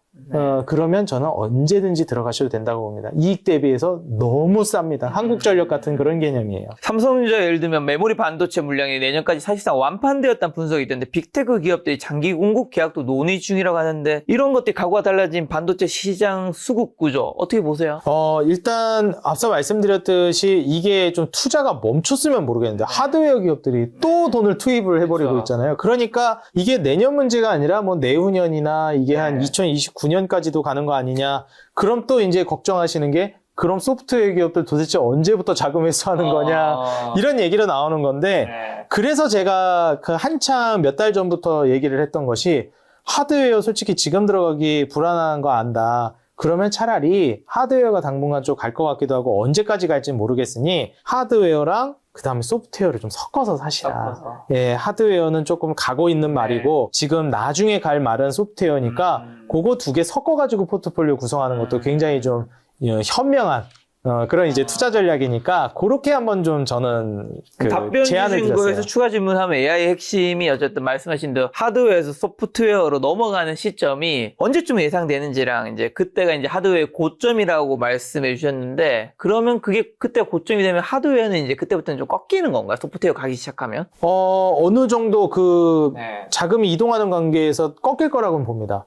근데 이게 또 완전히 꺾여서 끝난다가 아니라 그냥 잠시 글로 이동하는 거지 또 하드웨어로 아마 올 거예요. 왜냐면 스마트폰도 한창 초반에 엄청 스마트폰이 성장할 때도 하드웨어 쪽으로 갔다가 완전 초창기에 하드웨어로 갔다 소프트웨어로 갔다 이 큰 흐름이 한번 있고 그 다음부터 그냥 소프트웨어 하드웨어 그냥 왔다 갔다 하면서 계속 움직이거든요. 그래서 사실 큰 굵직한 초반 흐름에서는 소프트웨어로 가면서 하드웨어가 많이 주춤하긴 할 거라고 봅니다. 근데 그 이후에 사이클마다 이제 고가갱신하면서 한번 움직이는 그런 패턴이 나올 거라고 봐서 하드웨어도 장기적으로 좋을 거라고는 보지만 이 굵직한 패턴에서는 소프트웨어로 가게 되면 조금 소강 상태가 진행이 될 것이다 이렇게 봅니다. 자, 대표님이 그러면 삼성전자 SK하이닉스 주가 전망 목표 주가는 어디신가요? 요즘에 삼성전자는 30만 나왔고 하이닉스는 154만도 나왔더라고요. 저는 솔직히 이제 SK하이닉스부터 보자면 SK하이닉스는 현재 시가총액이 한 650조 정도 이제 되는데 SK하이닉스는 1000조는 갈 수 있다고 봐요. 1000조는 갈 수 있다고 보고요. 물론 이제 시간이 얼마나 걸릴지에 문제가 좀 있겠지만 1000조가 지금 불가능한 이익이 아니라고 봅니다. 여기에서 유동성만 한 번 더 풀려주게 되면 뭐 더 도약할 가능성도 있기 때문에 불가능한 수치라고 보지는 않고요. 물론 주가가 많이 올라갔기 때문에 또 올라가기에 부담되는 건 사실입니다. 그렇지만 이제 장기적으로 봤을 때 1000조를 못 갈 기업은 결코 아니라고 보기 때문에 그 정도를 바라보시면서 가셔도 무리가 없을 거라고 보고요. 1000조면 여기서 1000조면 지금 650조니까 2배까지는 아니어도 뭐 한 70% 정도까지는 그래도 한 60-70% 정도 이상은 성장을 더 열어두셔도 그럼 나쁘지 않을 여기서 거라고 봅니다. 150만까지는 보시는 거네요. 그렇죠. 한 150만 원까지는 저는 가는 게 그렇게 무리한 숫자는 아니라고 보기 때문에 충분히 가능한 숫자라고 봅니다. 이게 뭐 잘하면 150만 원 갈 수 있어 이게 아니라 얼마든지 갈 수 있어 라고 저는 생각해서 150만 원까지는 좀 보시는 걸 권장드리고 삼성전자 같은 경우에는 솔직히 말씀드리면 삼성전자는 SK하이닉스보다 파급력이 셀 것 같다라고 생각하지는 않아요. 지금 1000조를 넘어서고 이제 뭐 1100조 넘나들고 있는 그런 상황인데 여기서 뭐 잘 가면 뭐 이제 뭐 1300조 1500조 갈 수는 있겠는데 못 갈 거라고 보진 않는데 막 SK하이닉스처럼 엄청 확신에 찬다든지 뭐 자신감 있게 올라가는 그런 분위기로 저는 보고 있진 않아서 한 정고점을 이제 뚫고 가서 한 25만 원 내지 30만 원까지는 내다보긴 하지만 지금 구간에서 SK하이닉스를 조금 더 저는 강력하게 본다라고 말씀드립니다. 하이닉스를 지금 더 여전히 좋게 보시는 거네요. 네, 맞습니다. 자, 그리고 아까 전에 말씀해 주신 전기차랑 좀 로봇 좀 여쭤보려고 하는데 전기차 캐즘 악재는 주가에 모두 선 반영되었다고 보시나요, 이제? 전기차 캐즘은 거의 이제 저는 반영이 끝났다라고 보고 있습니다. 예, 여기서 더 반영을 시킨다라고 하기에는 이미 몇 년 동안 떨어뜨렸고 그 다음에 계약 해지 이슈로 한 번 또 무너뜨리는 모습을 연출시켜줬었기 때문에 지금 이제부터는 좀 제한이 될 거라고 보고 있습니다. 그래서 만약에 이제 2차 전지라든지 이러한 종목들을 보실 때는 악재보다 앞으로 호재가 훨씬 더 많을 거라고 좀 생각을 하고 투자에 임하셔도 저는 괜찮을 거라고 말씀드립니다. 자, 그럼 2차 전지 다음 먹거리가 B2C 전기차에서 B2B, ESS, 뭐 로봇 배터리 이동하면 한국 기업의 품질 우위가 빛을 발휘할까요?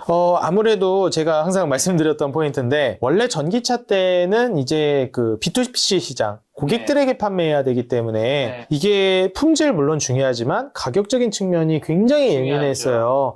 고객들은 심리적인 마지노선이 있고 자동차에 일정 이상 돈을 쓰는 거에 부담이 될 가능성이 있거든요. 그렇기 때문에 구매율이 뚝뚝 떨어질 수가 있습니다. 그런데 이제 중요한 모멘텀이 B2B 시장으로 넘어갔다는 거예요. 전기차 캐즘이 오고 나서 이제 배터리들이 다음 먹거리로 찾은 것이 생존 본능으로 ESS라든지 그 다음에 더 나아가서 뭐 데이터 센터에 들어가기도 하죠, ESS가. 그 다음에 이제 로봇에 들어가는 배터리, 이러한 쪽으로 이제 넘어가고 있습니다. 근데 이 데이터 센터라든지 로봇들을 지금 개인들이 구매하는 단계가 아니라는 거죠. 기업들이 구매하는 단계입니다. 그렇기 때문에 이제 기업들에게 판매하는 B2B 시장으로 넘어가게 되는데 앞서 말씀드렸듯이 유동성이 풀리고 있는 단계예요. 그럼 유동성이 풀리고 있는 단계에서 돈은 풍부합니다. 심지어 앞서 말씀드렸듯이 돈도 채권반에서 어마무시하게 땡겨왔다 그랬잖아요. 그래서 돈 더 줘도 돼. 더 줄게. 근데 제일 좋은 품질. 그걸 원해. 이런 기조로 이제 넘어가게 됩니다.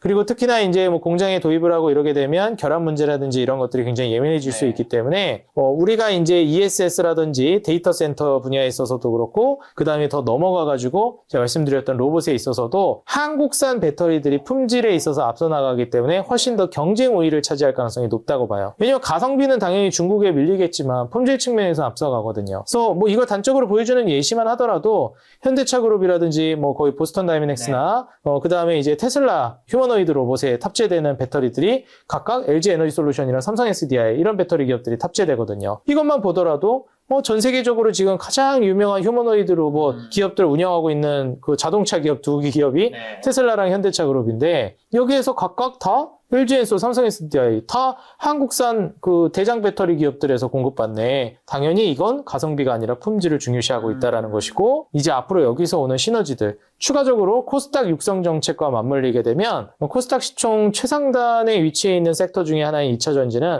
당연히 또 이제 두각을 드러낼 거라고 보고 있습니다. 그렇다면 2차 전지에서 탑픽 종목은 뭐죠? 역시 저는 삼성 SDI를 여전히 1순위로 좀 꼽아드리고 싶고요. 삼성 SDI가 아무래도 아무래도 주가가 뭐 최근에 좀 시장 무너지면서 떨어지긴 했지만 가장 먼저 앞서 나가면서 주가를 들어올리기도 했었고 대장주격으로 움직임을 보여줬어요. 반면에 이제 LG에너지솔루션은 그 전기차 시장에 있어서도 대장주 역할을 했었기 때문에 캐즘에 있어서도 타격을 굉장히 크게 받았다고 생각합니다. 그래서 계약 해지 이슈나 전기차 캐즘의 타격을 너무 많이 받아가지고 그로기 상태에 있어가지고 조금 더 뒤처져 있는 상황은 맞아요. 그래서 물론 같이 가기는 하겠지만 대장주는 삼성 SDI라고 보고 있고 여기에서도 나아가면 그럼 코스닥 시장에서 수혜를 받을 만한 게 또 에코프로랑 에코프로 비행 같은 에코프로 그룹주기 때문에 이러한 종목들도 저는 이제 강조를 합니다. 그렇지만 에코프로 BM이나 에코프로보다도 저는 삼성 SDI를 가장 1순위로 밸런스도 제일 좋은 종목이라고 봐요.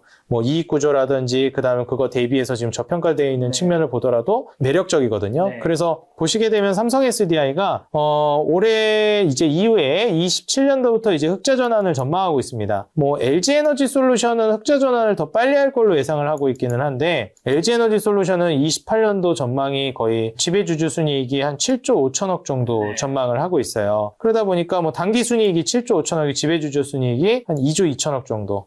이런 상황인데 솔직히 우리가 이제 단기 순이익보다도 이 주주들은 이걸 봐야 되거든요. 지배주주 순이익을 봐야 되거든요. 근데 이 단기 순이익이랑 지배주주 순이익 괴리가 좀 많이 벌어져 있습니다. 이 단기 순이익은 7조 5천억인데 그중에 지배주주 순이익이 2조 2천억밖에 안 되는 거거든요. 그래서 2조 2천억밖에 안 된다라고 생각을 해보면 그걸 산정해서 따져봤을 때 PER이 한 38배 그리고 영업이익률 16%대에 순이익률 이제 5%대로 떨어지죠. 그래서 보시게 되면 영업이익률은 나쁘지 않은데 순이익률이 뚝 떨어져 버려요. 그래서 이런 점을 좀 감안해 본다라고 했을 때는 LG엔솔 물론 좋은데 삼성 SDI가 조금 더 매력적인 사실은 있습니다. 그래서 흑자 전환은 LG엔솔이 더 빨리 할 것 같은데 지금 구조상으로 봤을 때 이익 구조도 삼성 SDI가 좀 더 떨어져요. 그런데 PER이 워낙에 이제 훨씬 더 낮기 때문에 저평가되어 있는 측면에서는 삼성 SDI가 좀 앞서 나간다고 봅니다. 그래서 주가도 먼저 좀 반응을 하고 있는 단계니까 뭐 재무 차트 본다라고 했을 때 삼성 SDI도 그렇고요. LG엔솔도 그렇고요. 모두 준수합니다. 그래서 물론 삼성 SDI를 제가 조금 더 밸런스 측면에서 우위로 이제 점쳐드렸지만 LG엔솔도 충분히 좋은 기업이라는 거 가는데 뭐 삼성 SDI 가는데 안 가진 않을 것이다. 이렇게 좀 말씀을 드립니다. 자, 그리고 또 로봇 산업의 파급력이 가구 2차 전지 열풍이 10배에 달할 것이라고 뭐 말씀하셨던 것 같은데 맞는지랑 그 이유 뭐죠? 일단 이제 로봇 같은 경우에는 제가 2차 전지랑 비교를 하다 보니까 2차 전지 주주분들한테 욕을 많이 먹었어요. 근데 2차 전지의 10배 파급력이다 하니까 2차 전지를 좀 부정적으로 얘기하는 것처럼 들으셨나 봐요. 그냥 로봇을 더 좋게 보신 거 아닌가요? 그렇죠. 근데 이제 또 주주분들 또 주가 떨어지고 있는 제가 한 5년도 4년도 이때 그렇게 얘기했거든요. 그때 2차 전지가 엄청 떨어지고 있을 때라 상당히 좀 예민해져 있을 때 조심해야 될 때였네요. 네, 그때 그런 얘기를 하다 보니 그렇게 좀 욕을 먹었는데 지금은 또 그러지 않으실 겁니다. 전망이 너무 좋아져가지고요. 뭐 2차 전지는 지금 좀 주가 흔들리셔도 제가 좀 제 개인적인 생각으로는 자신 있게 가져가셔도 될 것 같아요. 시간이 해결해 준다고 봅니다. 2차 전지 이제부터 좋아질 거라고 봐서. 그래서 이제 로봇 산업으로 이제 돌아와 보자면 자신 있게 이제 말씀드릴게요. 욕 안 하실 것 같으니까. 이제 2차 전지 같은 경우보다도 우리가 그 산업이 한번 그 금리 인하 사이클마다도 주인공이 되는 혁신 업종들이 나오거든요. 그래서 우리가 CES 2016, CES 2025 매년 초에 1월 달에 CES가 열리잖아요. 그래서 혁신 업종들 올해 산업 트렌드는 이거다 이렇게 얘기를 하는데 CES가 굉장히 중요한 해가 있고 덜 중요한 해가 있어요. 그게 무슨 차이냐면 일단 CES가 중요한 해는 언제냐? 금리 인하가 본격화되는 해입니다. 덜 중요한 해는 금리 인상 시기예요. 왜냐하면 결국 이제 신기술을 소개하는 거고 혁신 트렌드를 소개하는 거기 때문에 이게 아시다시피 이제 산업이 이제 막 태동하고 꽃 피우는 단계입니다. 돈을 막 땡겨오는 시기가 아니에요. 막 성장하는 단계입니다. 그러다 보니까 금리 인상기에는 안전제일주의를 좀 추구하기 때문에 이런 혁신업종들의 투심이 안 갑니다. 그래서 금리 인상기에는 CES의 파급력이 좀 작아요. 혁신업종들도 좀 두각을 잘 못 받고. 근데 금리 인하기에는 폭발력 있게 이제 주가를 끌어올립니다. 그러면은 금리 인하기, 바로 지금 금리 인하 시기 이전의 금리 인하 사이클이 언제였냐? 코로나 때였잖아요. 그때 금리 인하 시기의 주인공은 2차 전지였습니다. 사실상 이제 뭐 이걸 부정할 분은 없을 거라고 생각이 들어요. 그럼 이번 금리 인하 시기의 주인공은 누가 되냐? 당연히 AI고 그 AI에서 더 넘어가면 피지컬 AI에 해당되는 로봇이 한 축을 담당하고 있다라고 봅니다. 그러면 이런 혁신업종인 로봇 같은 경우에 풀려난 돈들을 무지막지하게 빨아들이면서 산업이 폭발적인 성장을 하게 될 건데 대놓고 이제 혁신업종 이번에 주인공이라고 보고 있어요. 그렇다라고 하면 이제는 노동력을 대체하는 수순 그리고 기업들이 선택이 아닌 말 그대로 이제 생존의 문제로 로봇들을 선택하고 있습니다. 뭐 노조 문제 때문이다 뭐다 뭐 말이 많지만은 뭐 저는 그렇게 보지 않아요. 이미 코로나 때 기업들이 경험을 했어요. 뭐 어떤 걸 경험했냐면 이거는 물류 기업들, 유통 기업들도 마찬가지였는데요. 이 자동화를 미리 준비해 놨던 기업들은 타격이 현저히 적었었는데 그걸 미리미리 준비 못한 기업들은 이 실적적인 부분에서라든지 그다음에 매출이나 사업을 운영하는 데 있어서 엄청난 타격을 코로나 때 받았습니다. 여기서 이제 한번 경험을 해버린 거죠. 빨리 자동화를 해야 되겠다. 그래서 그 다음 금리 인하 사이클인 지금 자동화 사이클, 로봇 사이클이 엄청나게 빨리 도입이 되고 있습니다. 중요한 점은 여기에서 추가적으로 인플레이션 단계가 임금 인플레이션까지 다가오는 그 지점으로 오고 있다라는 거예요. 그래서 지금 그 경제를 분석하시는 분들 중에 많이 우려를 하고 있는 포인트 중에 하나가 뭐냐면 우리가 보통 돈을 풀고 이제 또 경기가 다시 회복되면 고용이 회복이 돼야 되잖아요. 그런데 이번 사이클은 다를 것이다라는 예측도 많이 나옵니다. 그럴 수 있죠. 네, 그래서 이번은 기업들이 돈이 풀리고 경기가 회복되면 돈을 이제 쓸 텐데 투자를 할 텐데 노동력에 돈을 투자하지 않는다는 거예요. 자동화에다가 그 돈을 투자한다라고 얘기가 나옵니다. 그래서 이게 좀 충격으로 다가오지 않겠느냐. 실제로 그러면 고용이 흔들릴 것이고 소비가 흔들릴 건데 그럼 이게 경기가 진짜 제대로 회복되지 못할 수도 있다라는 그런 우려의 목소리들도 나오고 있는 단계입니다. 회복이 진짜 회복이 아닐 수도 있다라는 거죠. 그래서 지금 이런 우려의 목소리가 나오고 있긴 하지만 부정할 수 없는 사실. 이 임금 인플레이션이 다가오고 있는 코로나 때의 그 파급 효과로 온 인플레이션이 임금 인플레이션인데 그걸 기업들은 감내하려고 하지 않는 거죠. 그냥 자동화에다가 그 돈을 투자하는 단계고 이거는 막을 수 없는 흐름이라고 봅니다. 그래서 저는 지금 단계에서 이미 그 단계로 와버렸고 그 첫 단추를 꿰는 게 바로 AI입니다. 그래서 천문학적인 돈을 지금 쏟아붓고 있는 거거든요. 고용이 아닌 AI에. 그렇죠. 그러고 가는 트렌드인 건 우리가 일상생활에서도 뭐 이제는 공항에서도 뭐 다 느끼죠. 그래서 시대가 이렇게 많이 변해버렸고 막을 수가 없다. 뭐 이거를 그럼 고용을 해야지 그럼 되겠냐? 이거는 뭐 얘기한다고 달라지는 건 아니기 때문에 빨리 우리가 적응해야 되고 그 정도의 파급력과 변화, 전 세계적인 이런 기술 변화가 이루어지고 있는 그 딱 상황에 맞아떨어진 게 로봇이고 지금이 금리 인하 시기라는 겁니다. 그렇기 때문에 로봇의 파급력을 저는 엄청 크게 보고 있는 것이고 최근에 레인보우 로보틱스가 뭐 악재도 나오더라고요. 그래서 레인보우 로보틱스 같은 경우에 뭐 상징적인 기업이잖아요. 로봇에서도. 근데 뭐 그 사전 미공개 정보 가지고 뭐 했다 이런 얘기 나와가지고 지금 또 난리가 나고 있는데 솔직히 말씀드리면 그런 걸 감안하고서라도 저는 여전히 로봇주들은 강세를 이어갈 가능성이 매우 높다라고 보고 있는 입장입니다. 그러면 이제 레인보우 로보틱스 등 대기업이 점 찍은 로봇주들이 꽤 많이 있죠. 단순 기대감은 실질적인 실적 구간에 진입하는 신호는 뭐고 로봇주. 이게 사실 실적이 안 나오는 종목이 너무 많아서 어떤 주식을 사야 하는 거죠, 이건 도대체? 솔직히 이제 로봇주들은 말씀해 주신 것처럼 실적 안 나오는 종목들이 훨씬 더 많아요. 그러니까요. 그리고 좀 안정적이다라고 할 만한 그 대기업에서 전개한다라고 하는 뭐 지분 투자 들어갔거나 직접 인수해서 하는 기업들도 실적 안 나오는 기업들이 태반입니다. 그래서 저는 사본 적이 없습니다. 네, 그래서 솔직히 이게 변동성도 훨씬 더 클 거고요. 이게 어찌 보면은 그냥 미래를 보고 로봇에 투자한다는 개념으로 아예 펀드 개념으로 바구니로 담아버리는 게 차라리 낫습니다. 지금 주가 그냥 나는 모르겠고 어차피 5년 뒤, 10년 뒤에 자동화가 지금보다 훨씬 더 돼 있을 거잖아. 그리고 실적 낼 거잖아. 그리고 자동화돼 있고 로봇도 훨씬 더 도입될 거잖아. 그러면 난 그냥 10년 뒤 로봇 ETF 사란 거고요. 네, 그런 식으로 갈 것이다. 그러면 ETF를 직접 구성하셔도 되는데 어떻게 구성하시냐면 제가 매번 말씀드리는 게 시총 1등부터 긁어서 10등을 사시는 방법도 좋다. 혹시 로봇 섹터의 실총 1위부터 10위까지 뭔지는 알 수 있나요? 지금 뭐 정리된 게 있을까요? 지금 제가 이제 당장은 모르는데 일반적으로 제가 이제 대략적으로는 ETF 들어가면 나오지 않을까요? 로봇 ETF에 들어가면 이제 그 구성 종목이 있잖아요. 현대모비스는 역시 뭐 들어가 있네요. 현대차 들어가 있고.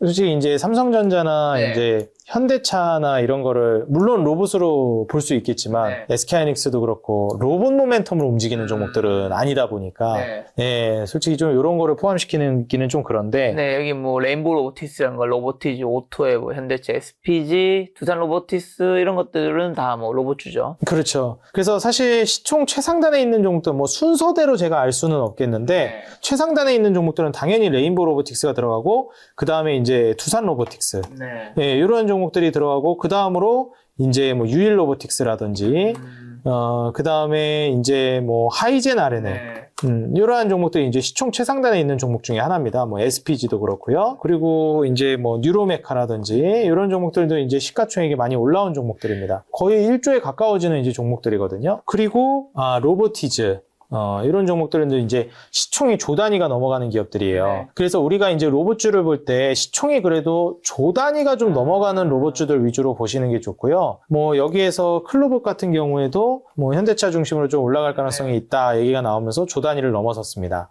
그리고 현대차 그룹 안에서 보실 거면 현대모비스를 보시는 게 제일 정확합니다. 제가 앞서서 이제 이건 이제 추세 깨졌다 말씀을 드리긴 했지만은 길게 봤을 때 현대모비스 같은 기업들 이러한 기업들이 이제 괜찮다고 봐요. 그러면 우리가 이제 시총 최상단에 있는 기업들을 본다라고 하면 뭐 삼성전자의 레인보우 로보틱스나 두산의 두산 로보틱스, 그다음에 SK 배터리 아메리카가 투자가 들어간 유일 로보틱스, 그리고 LG 쪽에서 투자가 들어간 로보티즈 같은 기업들, 그리고 현대차 그룹에서 현대모비스가 이제 로봇 사업 담당할 거다라고 했기 때문에 현대모비스, 그리고 뭐 SPG나 하이젠 RNN 같은, 그다음에 뭐 뉴로메카 같은 이런 시총 상단 기업들을 보시고 앞서 말씀드렸듯이 대기업들에서 직접 전개하고 있거나 지분 투자하고 있는 로봇 기업들 위주로 보시는 거를 저는 좀 권장드리고 싶습니다. 로봇 ETF를 사거나 시총 상위 뭐 1에서 10이나 아니면 1조 이상으로 해서 본인이 이제 ETF를 만들어서 그냥 개별 종목을 조금씩 사는 그런 전략도 괜찮다. 차라리 그렇게 하시는 게 뭐 한두 개가 잘못돼도 다른 종목이 훨씬 더 그 잘못된 것만큼 이제 수익성을 가져가면서 끌어올리기 때문에 아마 성공 확률이 기하급수적으로 올라가실 겁니다. 자, 그리고 K뷰티가 단순 화장품 수출 넘어서 의료, 미용, 시술, 패키지를 진화하여 휴재, 클래시스 등이 수혜를 입는 배경은 어떻게 될까요?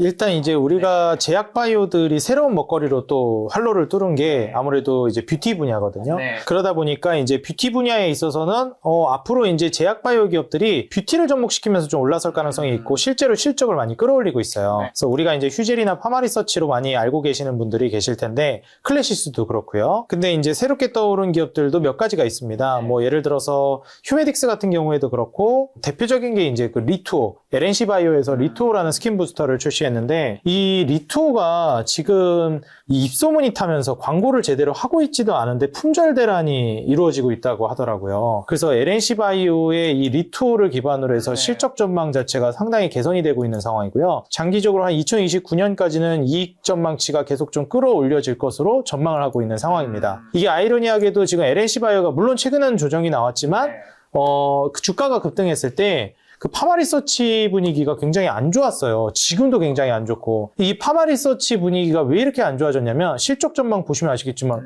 좋거든요, 여전히. 계속 실적 전망은 좋은데 주가가 물론 많이 올라간 것도 있습니다.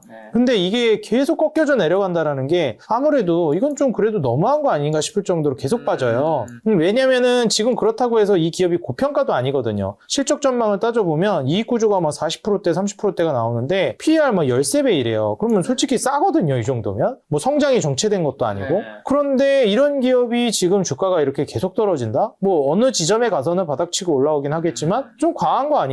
우리가 PDRN 그 연어 세포 관련해가지고 나오는 리쥬란, 콘쥬란 이런 걸로 유명한 제품인데 이 리쥬란, 콘쥬란도 이제는 좀 경쟁에 돌입하면서 조금 어려워질 수 있다라는 평가가 나오면서 그랬습니다. 그때 경쟁으로 치고 들어온 게 LNC 바이오예요. 그래서 스킨 부스터가 그냥 파마리서치가 패왕이고 그냥 원앤온리고 압도적으로 그냥 지위를 가지고 있다 생각을 했는데 그게 아니었던 거죠. 뭐 리투오라는 것도 이제 막 치고 들어오기 시작하고 이러니까 이게 국내 내수 시장에서는 이러면은 밥그릇 싸움만 된다. 그러니까 다 같이 좀 어려워졌는데 클래시스가 물론 좀 주가 떨어졌지만 그나마 방어를 했던 것이 수출로 먼저 활로를 뚫기 시작했거든요. 그래서 클래시스 같은 경우에는 조금 더 이제 방어 성격을 잘 띌 수 있겠다라고 예상을 하기도 했었는데, 솔직히 최근에는 이제 주가가 전반적으로 떨어졌습니다. 그래서 이 이후에 이제 랠리가 어떻게 될지를 좀 봐야 될 것 같고, 전쟁이 마무리되게 되면 관광이나 뷰티 시장이 살아난다라고 했을 때 이런 클래시스라든지 LNC 바이오, 뭐 파마 리서치나 특히 또 뭐 휴젤, 예, 이런 기업들도 지금은 추세가 완전히 깨져 있어가지고 매수할 만한 단계는 아니지만, 만약에 이제 들어가 있다 하더라도 좀 더 가져가서 살펴봐도 괜찮을 만한 종목군들이라고 보고 있고요. 길게 봤을 때는 다시 한번 또 이제 도약할 만한 종목군들이라고 보니까 추세만 좀 살아난다라고 하면 그때 한번 진입을 고려해 보셔도 좋을 것 같습니다. 자, 그리고 증권사 실적 굉장히 좋다고 하죠. 요즘에 일평균 거래량 전망치 상향주의 거래 시간 확대 맞물려 증권주를 증시 상승세의 수위주로 보고 투자해도 괜찮나요? 3차 상법 개정하고 난 다음에 조정 좀 겪다가 요즘에 살짝 반등한 느낌은 있습니다. 네, 아무래도 이제 증권주 같은 경우에는 한 번 사이클이 좀 돌았어요. 뭐 제가 맨 처음에 얘기할 때는 키움증권, 한국금융지주, 삼성증권, 미래에셋증권 이렇게 4개를 사시는 게 좋다라고 말씀드렸는데, 요 종목들까지 다 날아가 버렸고, 그 뒤에는 뭐 현대차증권, 신영증권 다 날아가 버렸습니다. 그래서 사실 이제 와서는 다시 한번 또 그 백투더 베이직으로 가서 키움증권이나 아니면 이제 그 미래에셋증권, 그리고 삼성증권, 그리고 한국금융지주, 요 4개 종목이 여전히 저는 계속 좋다라고 보고 있고요. 주가가 올라갔다 다시 떨어진 종목도 있고 아직 좀 덜 떨어진 종목도 있는데, 미래에셋증권의 차트는 제일 좋네요. 네, 뭐 사실 하방 지지를 너무 강력하게 보여주고 있기도 하고, 지금 수렴 패턴이라 이거 정고점 돌파하기 직전으로 또 보이기도 하거든요. 그래서 사실 미래에셋증권은 이제 지금 현 시점에서 만약에 한 번 더 도약하게 되면은 아마 다른 증권주들까지 끌어올리는 그런 좀 방향타 역할을 해줄 가능성도 있다라고 봅니다. 그래서 지금 증권주가 그럼 앞으로도 갈 것이냐, 제가 앞서 말씀드렸듯이 유동성과 금리 인하는 앞으로도 계속될 거고 올해는 지속된다라고 보고 있기 때문에 증권주들이 과연 여기서 멈출 것인가. 그리고 저는 장기적으로 증권주들이 완전 체질 개선에 성공했다라고 보는데, 정부가 지금 완전히 증권시장을 밀어주고 있는 단계예요. 그래서 사실 이 증권시장이 활성화되고 있고 거래시간 늘리고 있고 이러면은 우리가 장외시장도 있고 그러잖아요. 원래 그냥 9시, 3시 반 땡치면 끝나고 이랬었는데, 근데 지금 같은 구조에서 이제 간다라고 했을 때는 이게 거래 시간 늘어나죠. 증권사들 돈 버는 구조로 갈 수밖에 없다고 봅니다. 그리고 국민들 인식 개선이, 투자가 굉장히 국내 주식도 그렇지만 주식 투자에 대해서 완전히 열리는 시기로 가고 있어요. 저는 장기적인 관점에서 보더라도 증권주는 좋다라고 보기 때문에, 앞서 말씀드린 미래에셋증권, 한국금융지주, 삼성증권, 키움증권은 혹시라도 증시로 인해서 무너진다, 그러면 저는 담는 걸 권장드립니다. 근데 증시가 흔들려도 보시다시피 잘 그렇게 꺾이지도 않아요. 근데 삼성증권이나 뭐 한국금융지주나 키움증권은 조금 그래도 조정이 나오긴 했어요. 그래서 한 차례 더 조정이 나오거나 좀 흔들리는 모습 보여주면 좀 진입을 고려해 보셔도 저는 괜찮을 것 같다라고 말씀을 드립니다. 최근 오늘 뭐 많은 섹터 점검했는데, 혹시 최근에 실적이 개선된 기업 중에서 투자자들이 주목해야 할 섹터나 종목은 좀 뭐가 있을까요? 저는 지금까지 뭐 많은 거를 말씀드렸고 또 좋다고 한 것도 정말 많은데, 그럼 뭐 솔직히 다 좋다고 하는 거 아니냐, 그럼 뭐 어떻게 그걸 다 사냐 하실 수 있는데, 하나만 꼽아봐라 라고 하면 저는 제약바이오를 꼽고 싶습니다. 제약바이오. 네, 제약바이오가 여태까지 너무 많이 못 간 것도 있고요. 그리고 추후에 이제 움직임이 시작된다라고 했을 때 주인공 역할을 분명히 이제 할 만한 섹터라고 봅니다. 우리가 시장이 상승 사이클을 그린다라고 했을 때 코스피의 반도체, 코스닥의 제약바이오라고 할 만큼 터줏대감 같은 종목군이고, 코스닥이 육성된다라고 했을 때 우리가 2차 전지나 소부장도 가겠지만 제약바이오가 코스닥 시총 안에서 정말 많은 비중을 차지하거든요. 또 혁신업종, 돈이 풀린다라고 했을 때 가장 대표적으로 올라가는 업종 중에 하나가 제약바이오라, 저는 제약바이오를 지금 1순위로 좀 강조를 드리고 싶고, 특히 제약바이오 이름만 대면 알만한 우량주들, 뭐 셀트리온, 한미약품, 뭐 삼바 이런 기업들도 실적 대비해서 싼 종목들이 너무 많아요. 유한양행도 최근에 주가를 한 번 더 떨어뜨렸더라고요. 그래서 이런 식이면 뭐 사실 지금 실적도 너무 잘 나오는 기업들인데 현 구간에서 너무 좀 싸다, 이렇게 좀 보고요. 특히 한미약품 같은, 유한양행은 그래도 올라간 적이라도 있지, 한미약품이나 셀트리온은 그다지 올라간 적도 별로 없었거든요. 하단 박스권에서 움직인 적이 얼마 안 되는 그런 종목이 다시 떨어진 개념입니다. 특히 셀트리온 같은 경우에는 더 답답하게 움직이죠. 그래서 사실 이제야 좀 올라가나 했더니 전쟁 때문에 또 다시 꺾이는 이런 모습을 보여주니까, 사실 셀트리온도 그렇고 한미약품이나 이런 기업들이 재무 차트를 보면 정말 대단한 기업들이거든요. 올해, 내년 내년, 내후년까지 실적 전망이 너무 좋고, 한미약품? 와, 한미약품은 2020년 코로나 때부터 계속 장기 성장했는데 몇 년을 지금 박스권에 있었습니다. 네. 이게 금리 인상기도 있었고, 좀 여러모로 좀 그런 게 맞물리긴 했는데, 어쨌든 이러한 이제 좀 저평가되어 있는 기업들이 많다라는 거. 실적이 뭐, 우리가 제약바이오는 그냥 실적 안 보고 가는 거다, 기대감만으로 투자하는 거다 하지만, 이제는 많이 달라졌습니다. 한국이 실적 보고 가도 투자할 만한 제약바이오 기업들이 좋은 게 너무 많아요. 뭐, ST판 같은 경우에 우리가 이제 그 삼성바이오로직스만 보지만, ST판 같은 경우에도 보시면 정말 장기간에 걸쳐서 지금 이익이 매년 올라가고 있습니다. 그럼 여태까지 왜 이렇게 주가가 못 올라갔냐? 매년 이렇게 이익이 늘어나는데 금리 인상기의 쥐약입니다. 제약바이오는. 금리 인상되면 그냥 일단 포기하고 가셔야 돼요. 근데 지금 금리 인하기잖아요. 그러다 보니까 좀 LNC바이오도 신고가를 썼는데 여기를 안 깹니다. 사실상 이제 새로운 바닥이 돼버린 거예요. 14만 원이. 그래서 14만 원 위에서 이제 얼마나 올라가냐를 좀 평가하는 단계로 갈 것 같고, 앞서 이제 잠깐 보기도 했던 것 같은데, 오스코텍 같은 이런 기업들도 실적 전망이 아주 좋죠. 렉나자, 리브리반트 병역요법이 지금 항암제 시장에 있어서도 이렇게 폭발력 있게 성장한 항암제가 없었다. 이런 평가가 나올 정도로 엄청난 고속 성장을 하고 있어요. 판매 실적이. 그래서 이제 렉나자, 리브리반트 병역요법을 기반으로 이제 그 유한양행이 잘 나가는데 거기 기술 수출한 게 오스코텍이니까 현 구간에서 이제 이익 모멘텀이 내년 정도부터는 완전히 또 올라설 걸로 기대하고 있고 신고가를 지금 또 도전하고 있는 수준이다. 그래서 이러한 그 실적이 개선되는 종목들도 굉장히 많으니 한번 좀 잘 살펴보시면 좋겠다. 이렇게 좀 말씀을 드립니다. 제약바이오에서 꼭 살펴보자.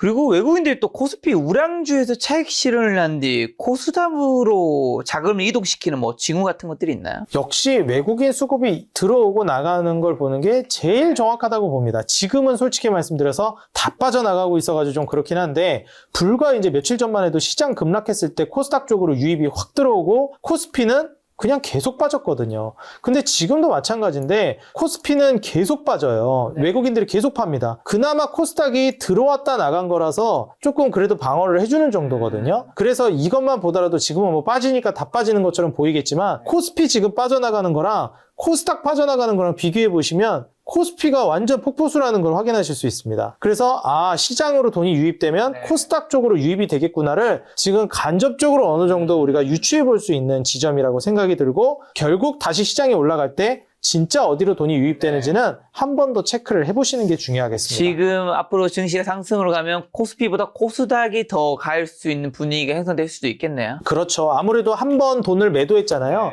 그럼 SK하이닉스, 삼성전자 이번에 수익 실현했고 반도체 수익 실현하면 또 안 들어갑니다. 새로운 먹거리. 앞서 말씀드렸듯이 제약바이오가 너무 싸요. 그래서 그런 쪽으로 소부장이나 제약바이오 쪽으로 넘어갈 가능성이 높다라고 제약바이오가 또 코스닥 시총 상위 종목들에 많이 있죠. 자, 그리고 지수 상승을 이끄는 핵심 동력으로 정부의 정책 드라이브, 뭐 상법 개정, 기업 밸류형 프로그램, 통화 완화 기대, 반도체 실적 개선 등이 꼽히는데 이 동력들은 언제까지 좀 유효할까요? 저는 계속 유효할 거라고 봅니다. 어쨌든 이게 한번 이제 드라이브를 걸어준 거기 때문에 이게 이 하나의 이제 트리거가 될 것 같아요. 여태까지는 주식시장을 신경도 안 쓰고 그냥 내놓은 자식처럼 그냥 신경도 안 쓰고 있었는데 이제는 완전히 제도를 하나씩 개선해 나가기 때문에 구조적으로 장기 성장을 밀어올릴 수 있는 트리거가 될 거라고 보거든요. 한국도 이제 조직적으로 큰 돈이 뭐 퇴직연금이나 이런 게 막 들어오기 시작하면은 완전히 장기 성장을 또 기대해 볼 수 있는 시장으로 거듭날 거라고 봐서 저는 이제 한국 시장도 단타만 하는 시장이 아니라 장기 투자가 먹히는 시장으로 체질 개선에 성공할 거라고 보니까 한번 우리 투자자 여러분들도 기노업으로 투자하는 것도 이제부터는 고려를 하셨으면 좋겠습니다. 자, 오늘 굉장히 좋은 얘기 많이 해주셨는데 그래도 증시 탈출 고민해야 할 고점 시그널 어떤 섹터, 어떤 종목들이 할 때 좀 고민해야 되나요? 제가 이제 보통 탈출 시그널로 말씀드리는 것들이 몇 가지 있는데요. 국민 주식이 이제 올라갈 때, 그 다음에 누가 봐도 경기가 좋을 때 올라가는 종목들이 올라가면 거의 이거는 여지 없습니다. 우리가 흔히 경기가 이제 좋아질 것 같아가 아니라 누가 봐도 경기가 지금 좋아 라고 하면 경기 민감주가 올라요. 그래서 철강, 화학, 자동차 이런 종목들이 많이 올라갑니다. 특히 인프라들도 많이 올라요. 이런 종목들이 올라가는 단계면 이제 서서히 탈출을 준비하셔야 됩니다. 뭐 완전히 끝났다는 아니지만 머지않아 올 가능성이 높아요. 네. 2018년도 당시에도 증시가 고점 찍고 떨어질 때 바로 그때 남북경협주가 마지막 피날레를 장식하고 고점 찍고 떨어졌습니다. 그렇기 때문에 이제 인프라라든지 철강, 화학, 자동차 같은 경기 민감주들이 움직이는지를 보시고요. 이번에는 트럼프 주도하에, 미국 주도하에 에너지 인프라 종목들이 아마 많이 뛸 거라고 보여지는데 그러한 종목들이 철강도 아마 포함이 되겠죠. 가스관이나 그런 것들이 이제 급등을 보여주고 나면은 저는 거의 마지막 시그널이라고 보고 있고요. 이제 또 한 가지, 요거는 제가 개인적으로 판단하는 기준인데, 국민 주식들이 모두 대세 상승을 하나씩 보여줬을 때, 고점 시그널이라고 봅니다.